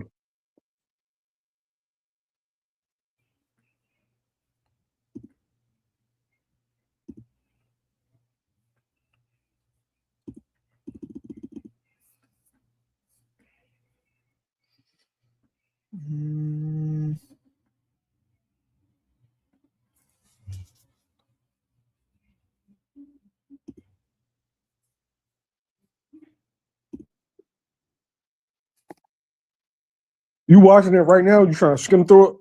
Yeah.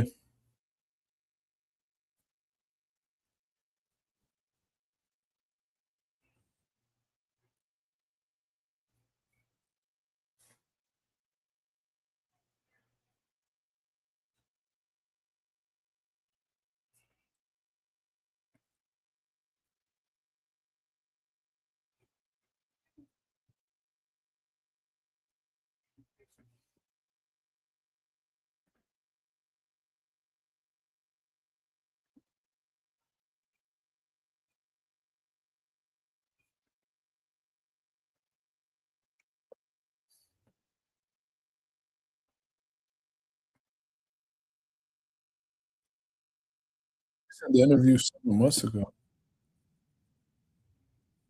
No, whatever this is recent, bro.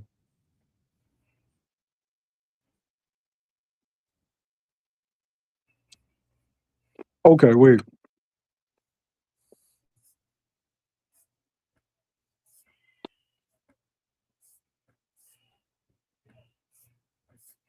I'm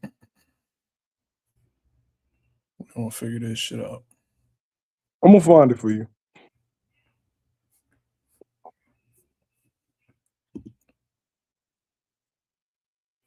I'm about to look through this motherfucking timeline. Let me see. He don't got the shit timestamp? Nope. Well, yeah, he do. Yeah, he do, but it don't got nothing to do. I don't see anything about Jaron Ennis. Let me see.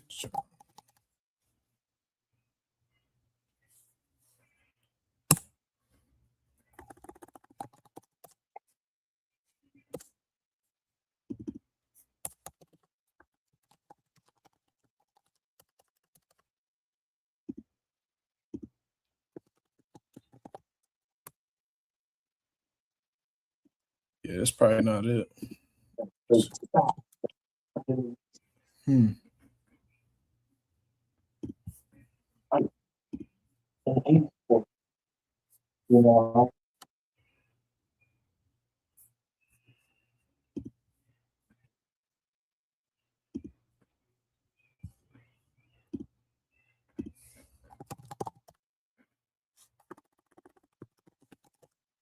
Hey, Mark.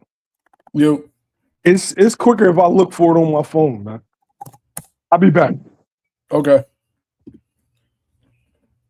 All right, cool. So Jamil gonna try to figure that out in the meantime. So let's go ahead and get into some open boxing topics before you know. Let's do some open boxing topics, man.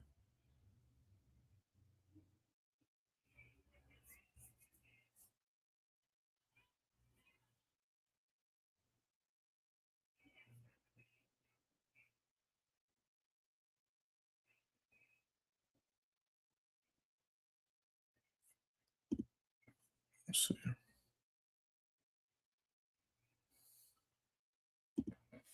Said Boost fans are some fangirls at this point. Elise? I think you meant to say at least. Earl Spence fans have some merit. Nigga, you are illiterate. You can't talk about anybody, nigga. You having trouble spelling Earl Spence's name. You said Elise instead of at least. Nigga, shut up.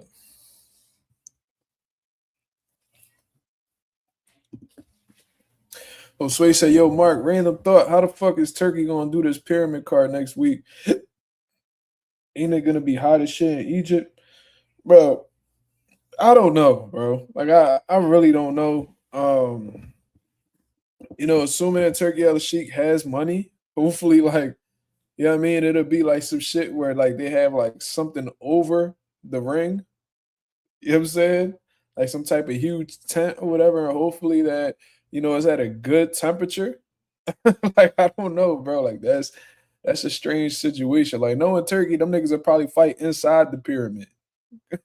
Like, who fucking knows, dog? Like, this is why, like, I always say that like a lot of the time, especially in boxing, simple is better, bro. You know what I mean? Like, I remember this nigga had Eminem performing for like a straight hour. Niggas had a whole halftime performance. What was the other one?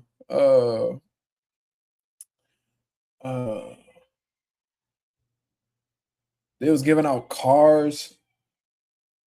It was a bunch of shit, bro. Like, Turkey just be doing extra, like having the fights in the middle of Times Square.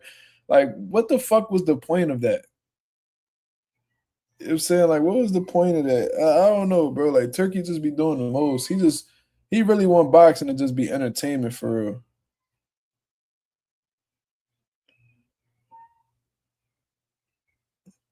This dude ain't saying shit. He talking about I'm emotional, but you in my comments. How the fuck I'm the emotional one and you in my comments talking to me? You the one who initiating all this shit and I'm emotional.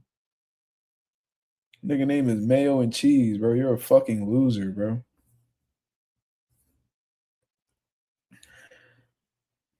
Going hard for the tune of Messiah. What? This nigga's an idiot, bro. I don't even go back and forth with weirdos like that. The fuck is the tune-up Messiah?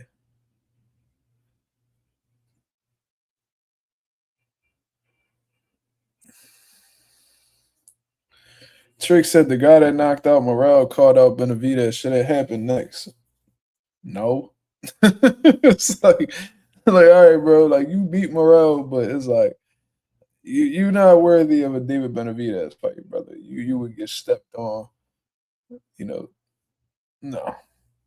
Nah, bro. You feeling yourself just a little bit too much, man. How about fight?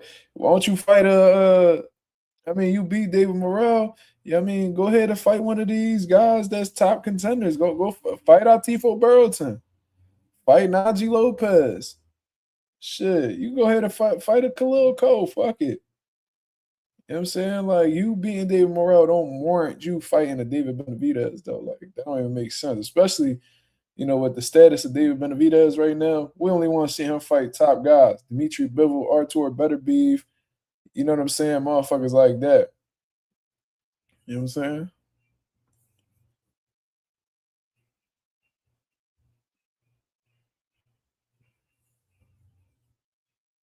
You talking about you read my comment. That's what the fuck I'm supposed to do, nigga. This is my life. The fuck? You go fuck who you was talking to. If I'm the one if this is my live, of course I'm going to read the comments. The fuck?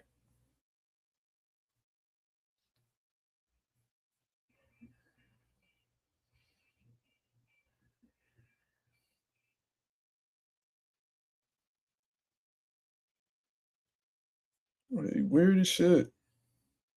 He said ETC said that couldn't have been a real question. Nah, Tricks always asks good questions though.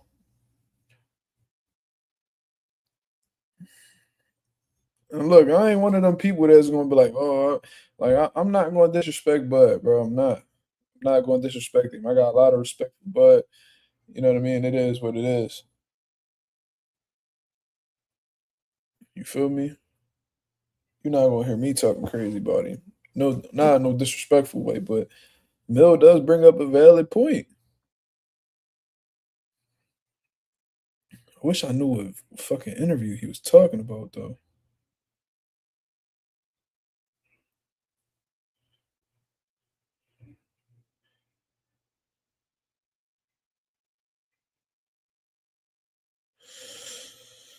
My boy Ghost said, "Yo, Mark, what's the bets looking like for Xander versus Boots? Are they up?"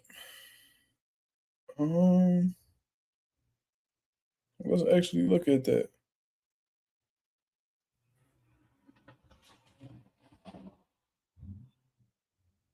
Let's take a look. I was gonna bet on Atif yesterday, but wasn't enough money to be honest with you. Let's see. Oh, sports.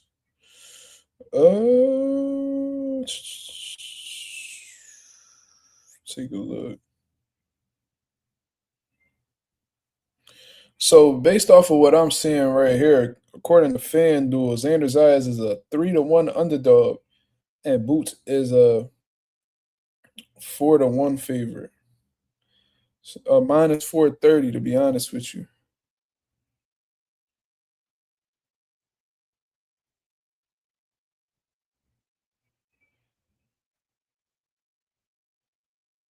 So if you put $100 on Xander, you could win 300.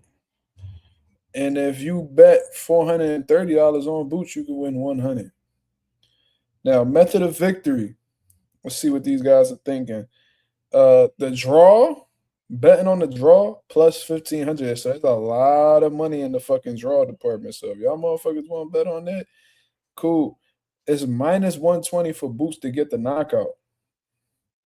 Plus 850 for Xander to get the knockout. Yeah, so the way that these guys, whatever you want to call them, the odds makers, whatever the case is, they see it. They see Boots winning most likely by knockout. That's how they see it. Whoever bet on Chelly made some money. That's a fact. That's a fact.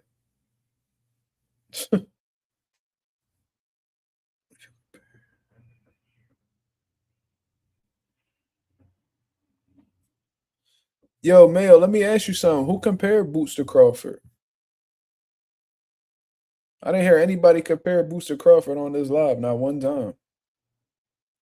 We spoke about them fighting each other. We spoke about Bud's approach towards Boots, we spoke about that. Not one time did we ever compare Bud to Boots or Boots to Bud. We never did that. So don't even understand why you would bring that up. Trick said fastest way to lose 300 is betting on Xander. Rather play slot machines. Damn.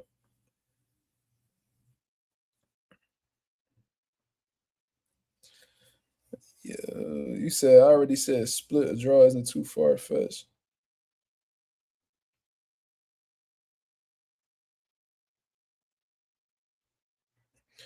Marla said, Mark, is it 50-50, 60-40 Boots, 730? Out of respect for Xander being a young, hungry champion, I'm going to say 60-40 Boots. I really think it's 70-30. But I'm going to say 60-40 Boots out of respect for Xander being a young, hungry champion that clearly got on a chip on his shoulder looking to prove something. I'm going to go ahead and I'm going to just say 60-40, Boots' favor. Yeah, I mean, I want to say 70-30, but I do feel like that's a little disrespectful. So out of respect for Xander, I'm going to say 60-40. You know what I mean? ETC said 90-10. Damn. Josue said, no, Mark is 80-20. Man, one thing about me, man, like, I came up in this boxing shit, bro. And one thing that I always learned, whether I was the boxer, whether I was the coach, we don't underestimate anybody. You know, we have a healthy amount of respect. And I'm not saying y'all doing that, but you want to have a healthy amount of respect for whoever's in there with you, whether they got a winning record, whether they got a losing record, whether they knock somebody out in their last fight or they got knocked out in their last fight. You know what I'm saying? So with that being said, man, I'm not going to sit here and say 80-20, 90-10. That is so disrespectful.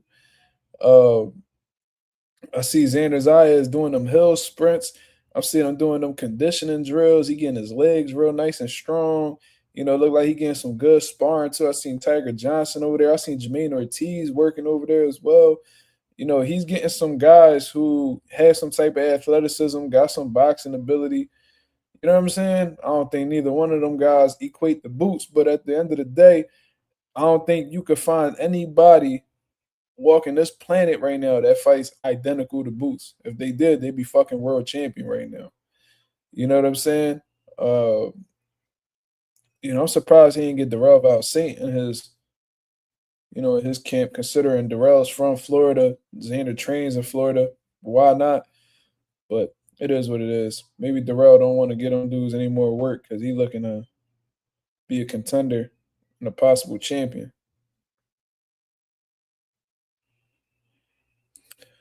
Mayo says, is you talking about them fighting each other? How is that not comparing it since you talking about approach? Terence been trying to look out for Boozy, said himself. Okay, Mayo. So since you're saying that, what?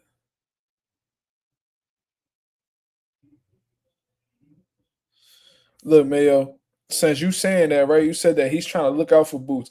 Show me where he ever looked out for Boots. Besides him saying that. When did he ever look out for Boots? Did he put money in this nigga pocket? Did he give him an opportunity? Did he fight on one of his cards? Did he give him an endorsement deal? What the fuck? Like, how did he ever look out for Boots? What the fuck is this dude talking about? Then on top of that, he says, you talk about them fighting, how's that not comparing? Bro, saying that motherfuckers should fight each other and comparing is two different things. Comparing a fighter, you know what comparing means, right? That means you take one guy, you take another guy, and you run off similarities between the two. So comparing to be like some shit where it's like, yo, man, you know, they both got good jabs. You know what I mean? They both got good right hands. They both got good defense. They both got good counter punching. They both got – that's comparing. You feel what I'm saying? That's comparing. I don't know if you just don't know what the fuck comparing means, but that's what comparing is. Now, when we're talking about them fighting each other, that's not comparing. We can compare guys that they fought like David Evanesian and shit like that. That's comparing. Oh, well, Terence Crawford fought David Evanesian when he was younger, had less wear and tear. Oh, Boots fought David Evanesian when he was during a good time, when he was coming off of a win. Whatever the fuck the case is, that's comparing. We're not comparing Bud and Boots on this live. Just because we're talking about them fighting each other doesn't mean. Yeah, this dude's a fucking weirdo, bro.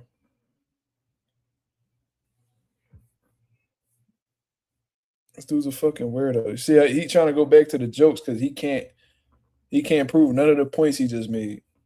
So that's what people do. You know what I'm saying? When they back against the wall and they can't back up none of the shit that they was talking, I mean, now they want to make jokes. It's all good, bro. The tuna messiah. This nigga's a weirdo. This nigga talking about tuna. This nigga named Mayo and Cheese. You gotta be a fat nigga, or you just describing what your mom pussy smell like. I don't know, man. You gotta figure it out. This nigga's a weirdo. Let's pack him up.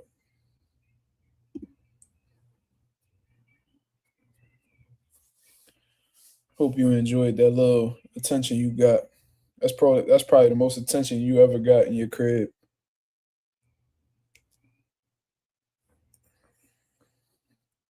I got that nigga Mark emotional. So what? I can't spell. So what if I'm describing my mom older?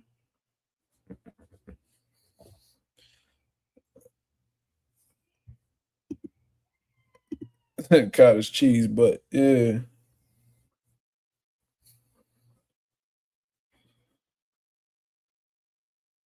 This nigga's weird, bro. I'm trying to tell you, the internet it's a great place, great resource, also a terrible place, man.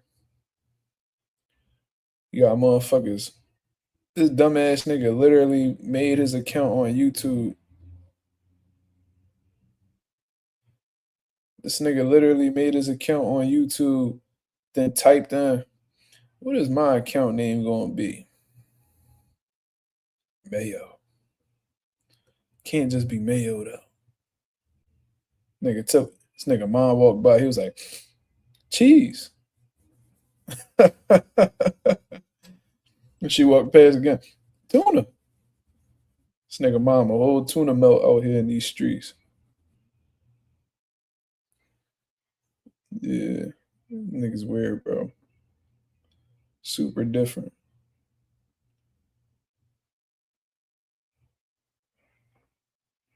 This nigga like.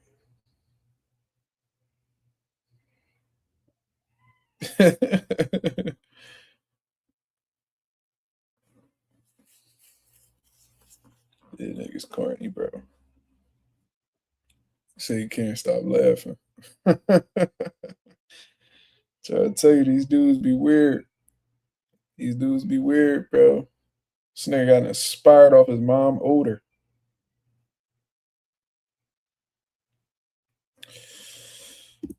Marlon said, Mark, if you was coaching Zayas, what's the plan? Go right into the smoke. So, no. Yo, Boost ain't strong. Just walk to him. My job will not last very long.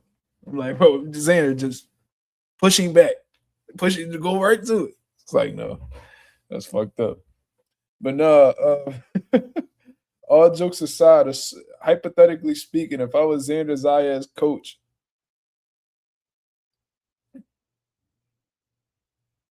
and we're gonna couple these two. I'm gonna give him the Brian Nerman senior game plan. Yeah, Boost don't punch hard. Now just go straight to him. He just fast. It's okay. You got good defense. Just go straight to him. Oh my God. I ain't gonna lie. Senior should have went to prison for that game plan, bro. He said you gonna turn Xander into Lima. He ain't got no power. Yeah. And nigga Xander gonna leave with his orbital looking like this and shit. And I'm like, what happened? God damn, son. That nigga stronger than I thought. But no, I'm a couple of y'all questions together because Marlon asked this, the question that's right here on the screen, and then Trix came through and said, Mazuma, if you were training a fighter that's fighting Boots Ennis, is there a game plan that you have in mind that will give Boots problems and possibly come out with a win? Well, obviously, it's easier said than done, and Boots is a very difficult person to game plan for because he is pretty good in just about every category in boxing. You got to worry about this man fighting, having the same strength from the southpaw standpoint to the orthodox standpoint. You know what I mean? So you're going to have to bring, strong, fast southpaw and orthodox fighters into the gym, and you got to, make sure that you conquer both styles. Okay, so Jamil found a Have you ever considered sticking around and fighting Boots Ennis? Well, I had the opportunity to fight Boots, but Boots chose to get out of the WBO rankings and, him and Virgil. So that's when I ended up fighting Sean Porter.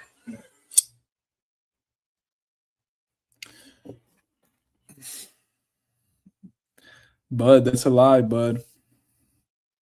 Who told you that? Because when we just looked at his WBO rankings, he was number 5 in the lead up to your fight with Sean Porter. And then after Sean Porter, he was number 2 in your rankings. So that's definitely a bad joint. Now, this nigga Marla said, I can explain.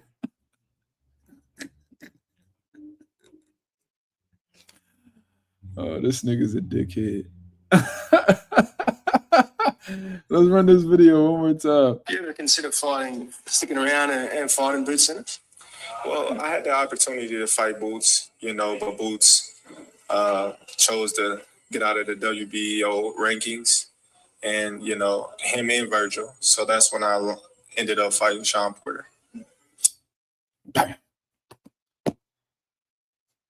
God damn it. Yo, Mill, it's still the same link that I sent you in the text, brother. So I think if you just click that, John, it's going to bring you right back in here.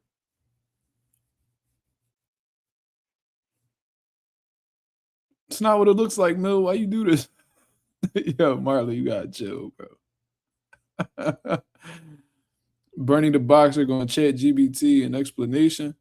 That's what niggas be doing now. Nah, no way. Explanation. Yo.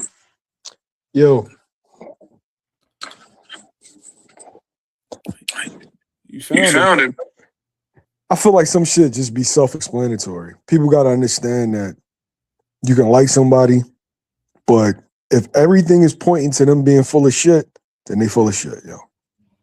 You don't want to fight him. Yo, when he was his mandatory, I don't ever remember him talking this crazy. I don't remember it. What's the difference now? Young boy said that he would beat you this whole time. What's the difference now? I don't get it, yo. I don't get it, yo. Mm-hmm.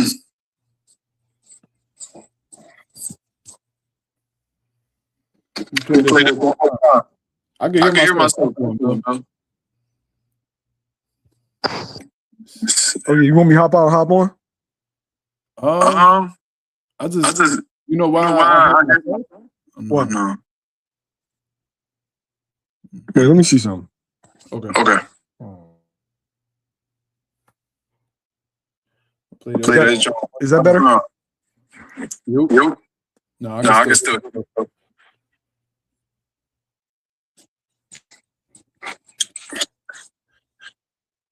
You got me playing on something like that? No, I emptied all the I'm gonna hop on and hop back off. Okay. I'm gonna play this John one more time, yo. This nigga said that's an AI interview? That's crazy. You ever considered sticking around and fighting Boots? Well, I had the opportunity to fight Boots, but Boots chose to get out of the WBO rankings, and him and Virgil. So that's when I ended up fighting Sean Porter. Didn't he lie on Virgil too? Shit. Let's see. Yo, Mill, you good? Yeah, I'm good. Okay, I hear you. We good. We good. All right. Yo, I don't even got nothing against Bull, right? I'm just tired of this bullshit narrative, bro. If you didn't want to fight him, it's cool. If you wanted to take more lucrative fights that you felt like were winnable fights for you, that's the name of the game. That's boxing. I'm not gonna get mad at that. But you can't turn around and say that you support a nigga when you lied on him every chance you got. Bro, it's a lot of shit that I don't disclose. But them like the president of Black Prime nigga's name is Desmond Gums. I know him. I know the story. What he's saying in the narrative that people are running with, that's not what the fuck happened. The reality is, dude don't want to fight, and it's okay. But you don't gotta trash a nigga because you don't want to fight. And then every time you see Bull in person, it's laughing and joking. But you get niggas on FaceTime and all of a sudden you fucking Kaiser Soze. Like, come on, man. Like, come on, yo. Then a week later, he gonna be on a podcast telling you that he not coming back after talking all this A1 killer shit. And then he's saying, oh man, say my name. Bro, Akin Barak said your name. Would you knock Terence Crawford out? Yeah, I'd knock anybody out. That's your name, right? Unless you changed it. The fuck? Nigga told you come get your belt back. I did the interview. Like, yo, man, I don't know what else he need to hear. Y'all gotta chill, yo. If you're retired, be retired. But it just seems like you have an issue with one dude. Nigga call you a monkey. Ryan Garcia be talking crazy about you. I don't see this energy. But if you feel that way, then rumble him. And if you don't want to rumble him, then go about your life, bro. We'll be in a Tyler Perry movie.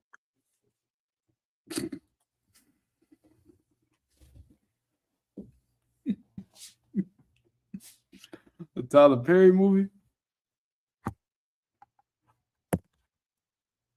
Oh, bro, go.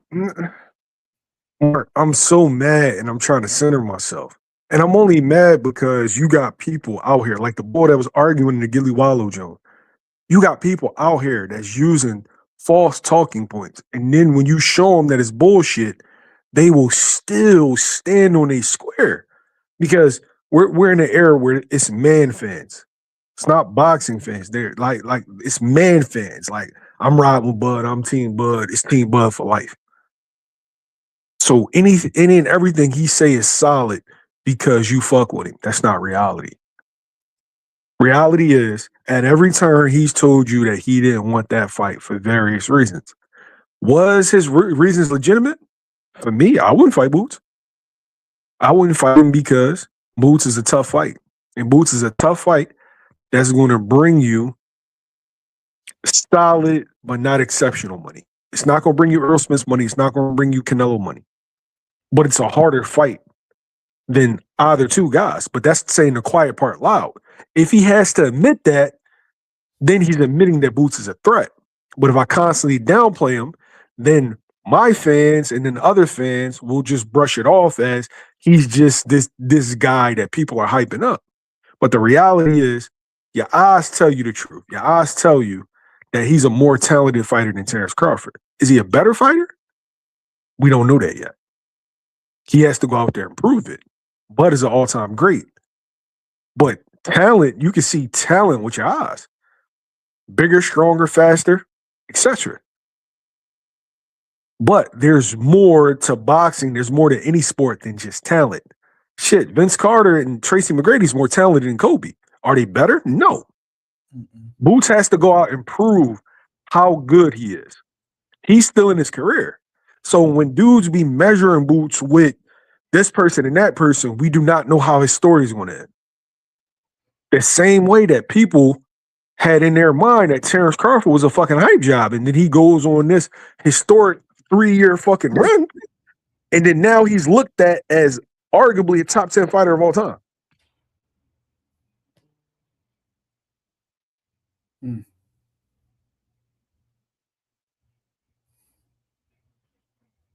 Who the fuck is Jessica Floyd?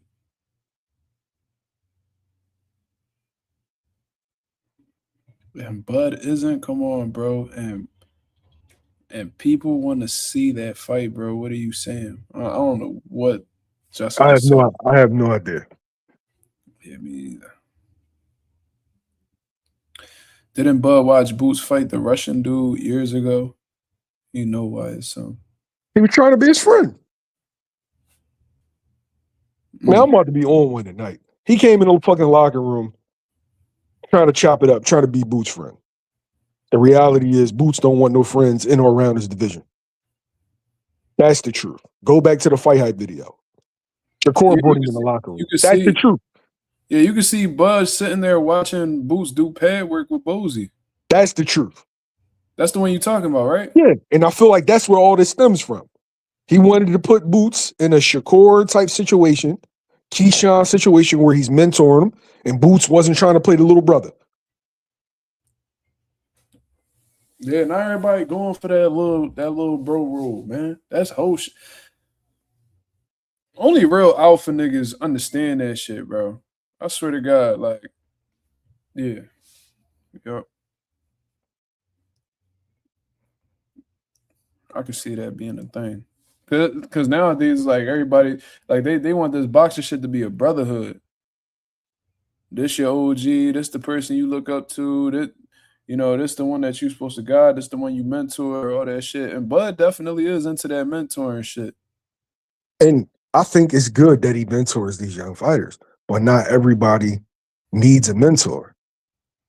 Not everybody needs one. You were an active fighter in that person's division. Terence was never going to fight Shakur. It just wasn't in the cards. He's never going to fight Keyshawn. So it wasn't in the cards. But when, put it like this, right? I don't see Abdullah being Shakur's young boy. You know, why are we in the same division? Mm-hmm. I don't see that. And I listen, man. If I would love to see that fight. I've always wanted that fight. I think Boots stops Terence Crawford. And I don't think that coming off of shoulder surgery, coming off of a year or two layoff, I don't think that that's going to make that fight. That fight's not going to be what it would have been under these circumstances. Almost 40 years old, coming off of shoulder surgery, coming off of a layoff. I know y'all think that Terence Crawford is a fucking god. I know y'all think that Terence Crawford's invincible. Time catches up with everybody. He's not exempt. Under regular circumstances, I thought Boots would still get him. But under those circumstances, it might look crazy. Mm.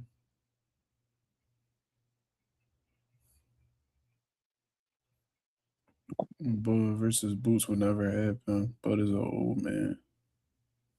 He ain't talking like an old man. He talking like he outside. Yeah, he definitely is. You would have thought, based off of seeing that video with him and Gilly, you would have thought that he wasn't even retired. Bro, the way he was popping that shit, I'm like, oh, bro, this motherfucker talking like he about to come back or something. So then come back. But I don't want to hear. I want to hear a month from now, Mark.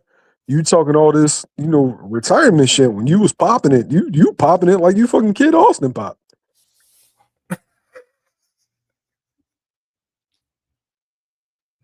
Yo, for real though. Yeah, that's why I was saying, I was like, bro, I'm just not a fan of people saying shit like this while they're retired, bro. Say that shit while you active. When you retired, you're supposed to be at peace. You know what I mean? You did whatever you had to do in your career. Like, there's plenty of fighters that we see today who was dogs, they was competitors, but once they retired, they fell back. Like, you know, shout out Chris Algieri. world champion, all that. You don't never hear Chris Algieri popping that shit like he'd have did this to this fighter and would have did that.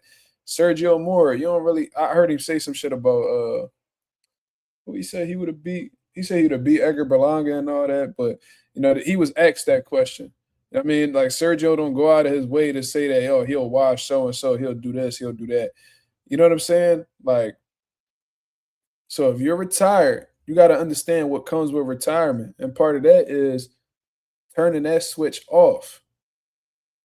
You feel what I'm saying? Like if they ask you the question, be like, "Yo, it don't even matter anymore. I'm retired. We'll never know."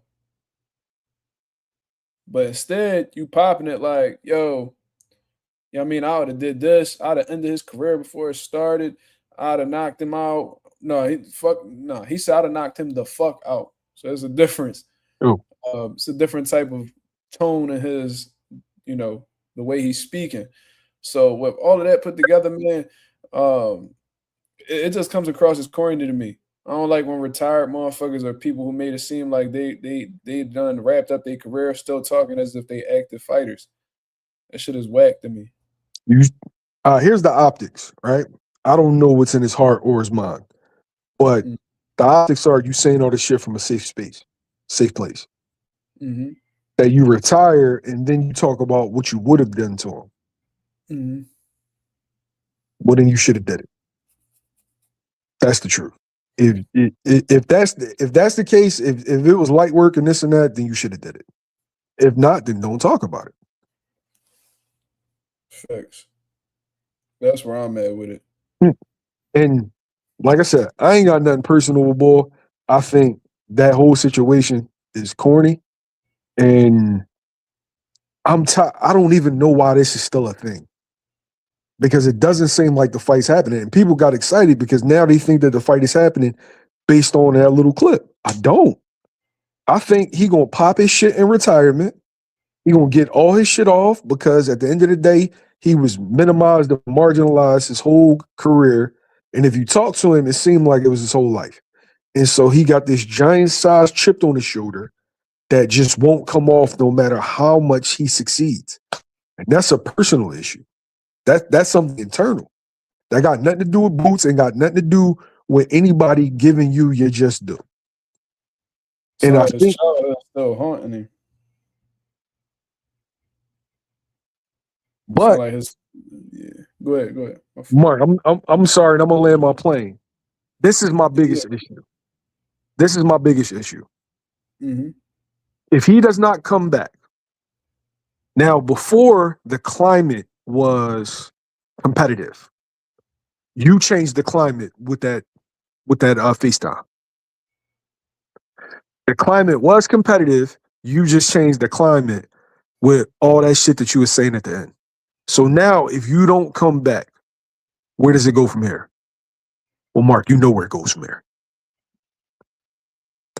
Because when you have all this toxic, like Twitter and social media shit in boxing, and there's no crescendo, like there's no peak, there's no fight, then what happens, Mark? What happens when I see you then? It's not gonna be in a boxing ring. That shit gonna get personal. You change the climate. So you got one dude that runs with a bunch of people and one dude that runs with a bunch of people. And so motherfuckers see each other all the time. Yeah. Now it stops being, oh, I think I would have beat you at the fight, to remember you said you was gonna do what? Slap the piss out of who? Yeah. Like, this is real life, man. And a lot of guys be throwing rocks and hiding their hands and fostering this toxic environment on social media because they can go home safely. But this is boxing. Mark sees people all the time. I see people all the time. So you literally have to stand on everything that you say when you are in the sport. When you are in the sport, we run into each other. And the probability that they're going to run into each other within these next year or so is very high. Very high. Especially with all that traveling Bud do. It's only a matter of time.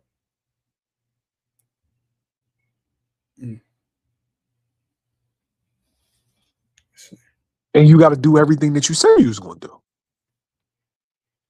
Because now it's beyond boxing, right?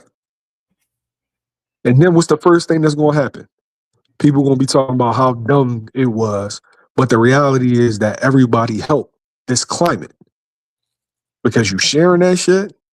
And people are temperamental. Bud is clearly in his feelings. He's in his feelings. He's upset. He's a lot more upset than the dude calling him a monkey, but, you know, shit. Who am I? I just seen him talking to Bull. A week ago?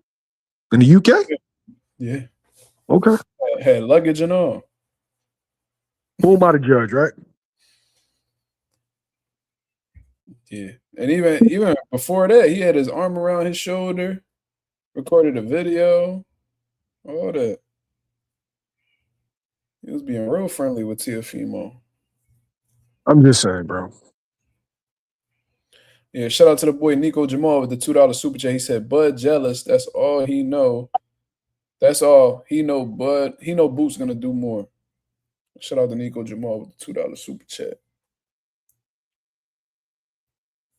What? Tego said, Bud gonna be at Xander fight, teeth and palms. Damn. What's the likelihood of Bud showing up to Boots versus Xander though? Low. Yeah, I don't think so.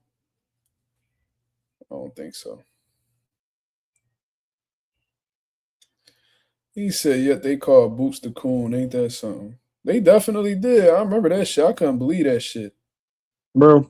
I couldn't believe that shit. I spoke to Boots about that when I saw him too. He was like, man, these people be crazy. That's all Boots be saying. He was like, man, these people be crazy. Like, cracking the fuck up, bro. Boots do not giving a fuck. Should be hilarious. And then, Mark, here's the optics. That now I get a big fight. And the day I announce my fight, you on Twitter, going on a Twitter rant. I was speaking about that.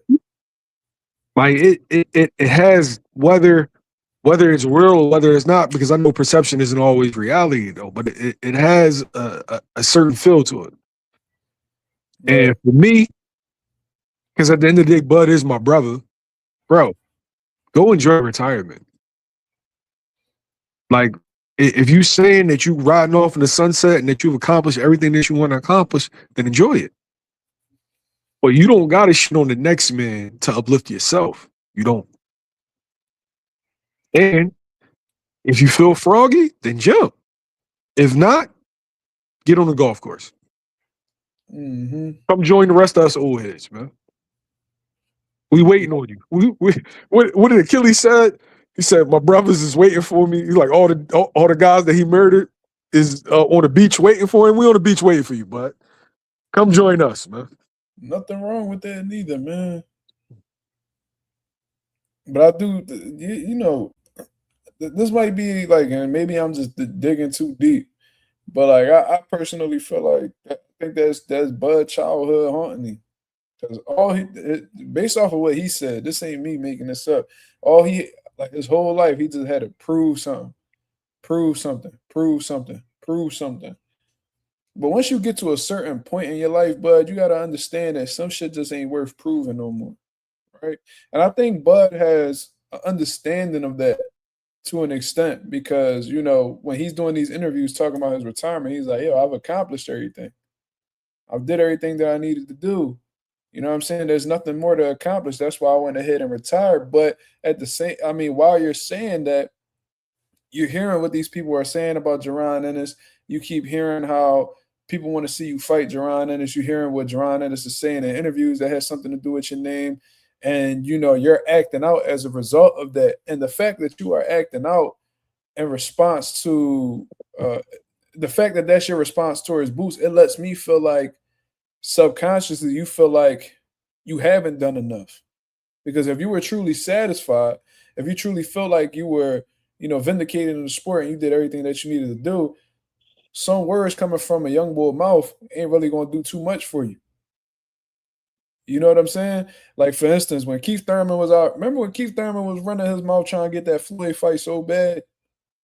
Yeah. He wanted that fight bad. He was a young boy, oh, the man, I ducked me, son, all that good stuff. You ain't really hear Floyd say too much about Keith.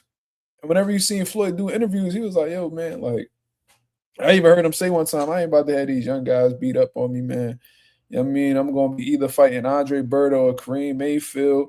You know what I mean? I'm going to end this, you know, I'm going to walk away from the sport.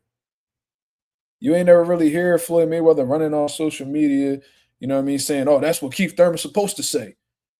You know what I'm saying? You don't really see Floyd Mayweather, praying for Keith Thurman downfall or anything like that. You know what I mean? He let the young boy run his mouth and he went ahead into his retirement. Well, Yeah. whatever you want to call this. But like you ain't hear to me, it sounds like Floyd, Floyd need his money and shit like that. You know, the money always gonna find a way to entice Floyd to come back, based off of what we've been seeing. But I didn't see when I seen Floyd like actually do that fight with Andre Berto, he looked like somebody who was content with walking away until that Conor McGregor payday came around. But then after the Conor McGregor payday, then he was definitely cool. You ain't really see him talking about, fighting this person, what he would have did to that person. You seen a Floyd that was at peace because he felt like he did everything he needed to do. You know what I mean? In the 20 years that he was boxing. So that's something that I see whenever Bud gets to talking. And he's playing it as if he's accomplished everything and he's satisfied with his career. There's little things in him, like his ego, I don't know what it is, his competitive nature, that just won't allow him to be at peace.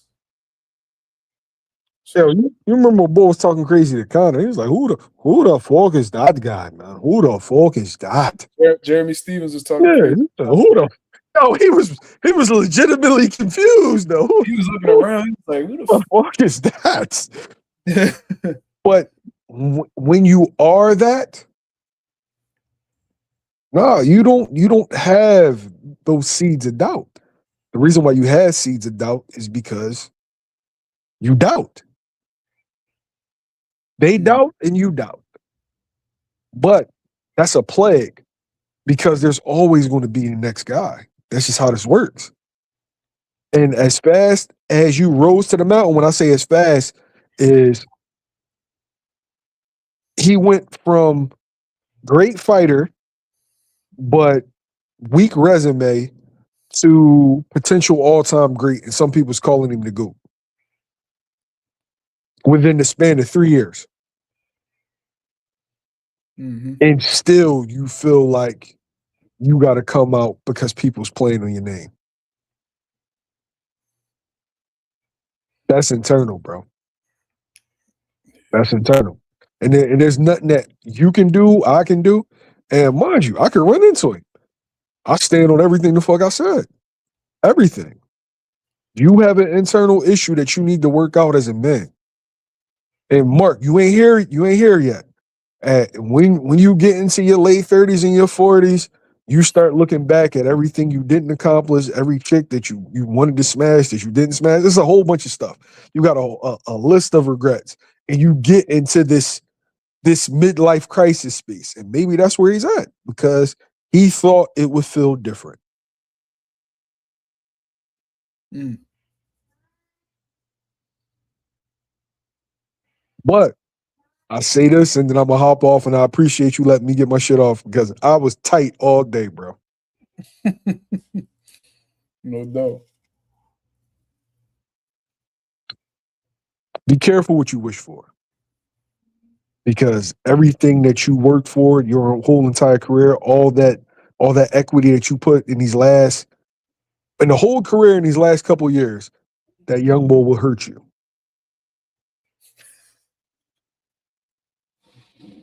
That's my warning. Boots is not going to get his credit for beating your ass. But everything about this situation does not favor Terence Crawford. And only a Terence Crawford fan would turn a blind eye to everything. You are turning 39 this year. You are coming off of shoulder surgery. You are inactive. There's nothing about this situation that favors you. This isn't somebody that you have physical advantages over. This isn't somebody that's slow or, doesn't throw a lot of punches. That kid will hurt you. Enjoy your retirement. Go play golf. Go on tour. Make a mixtape. I don't know, man. Enjoy your life, bro. Enjoy your life. I'm out. Appreciate you. Yes, sir. Thank you, Jamal. Appreciate you.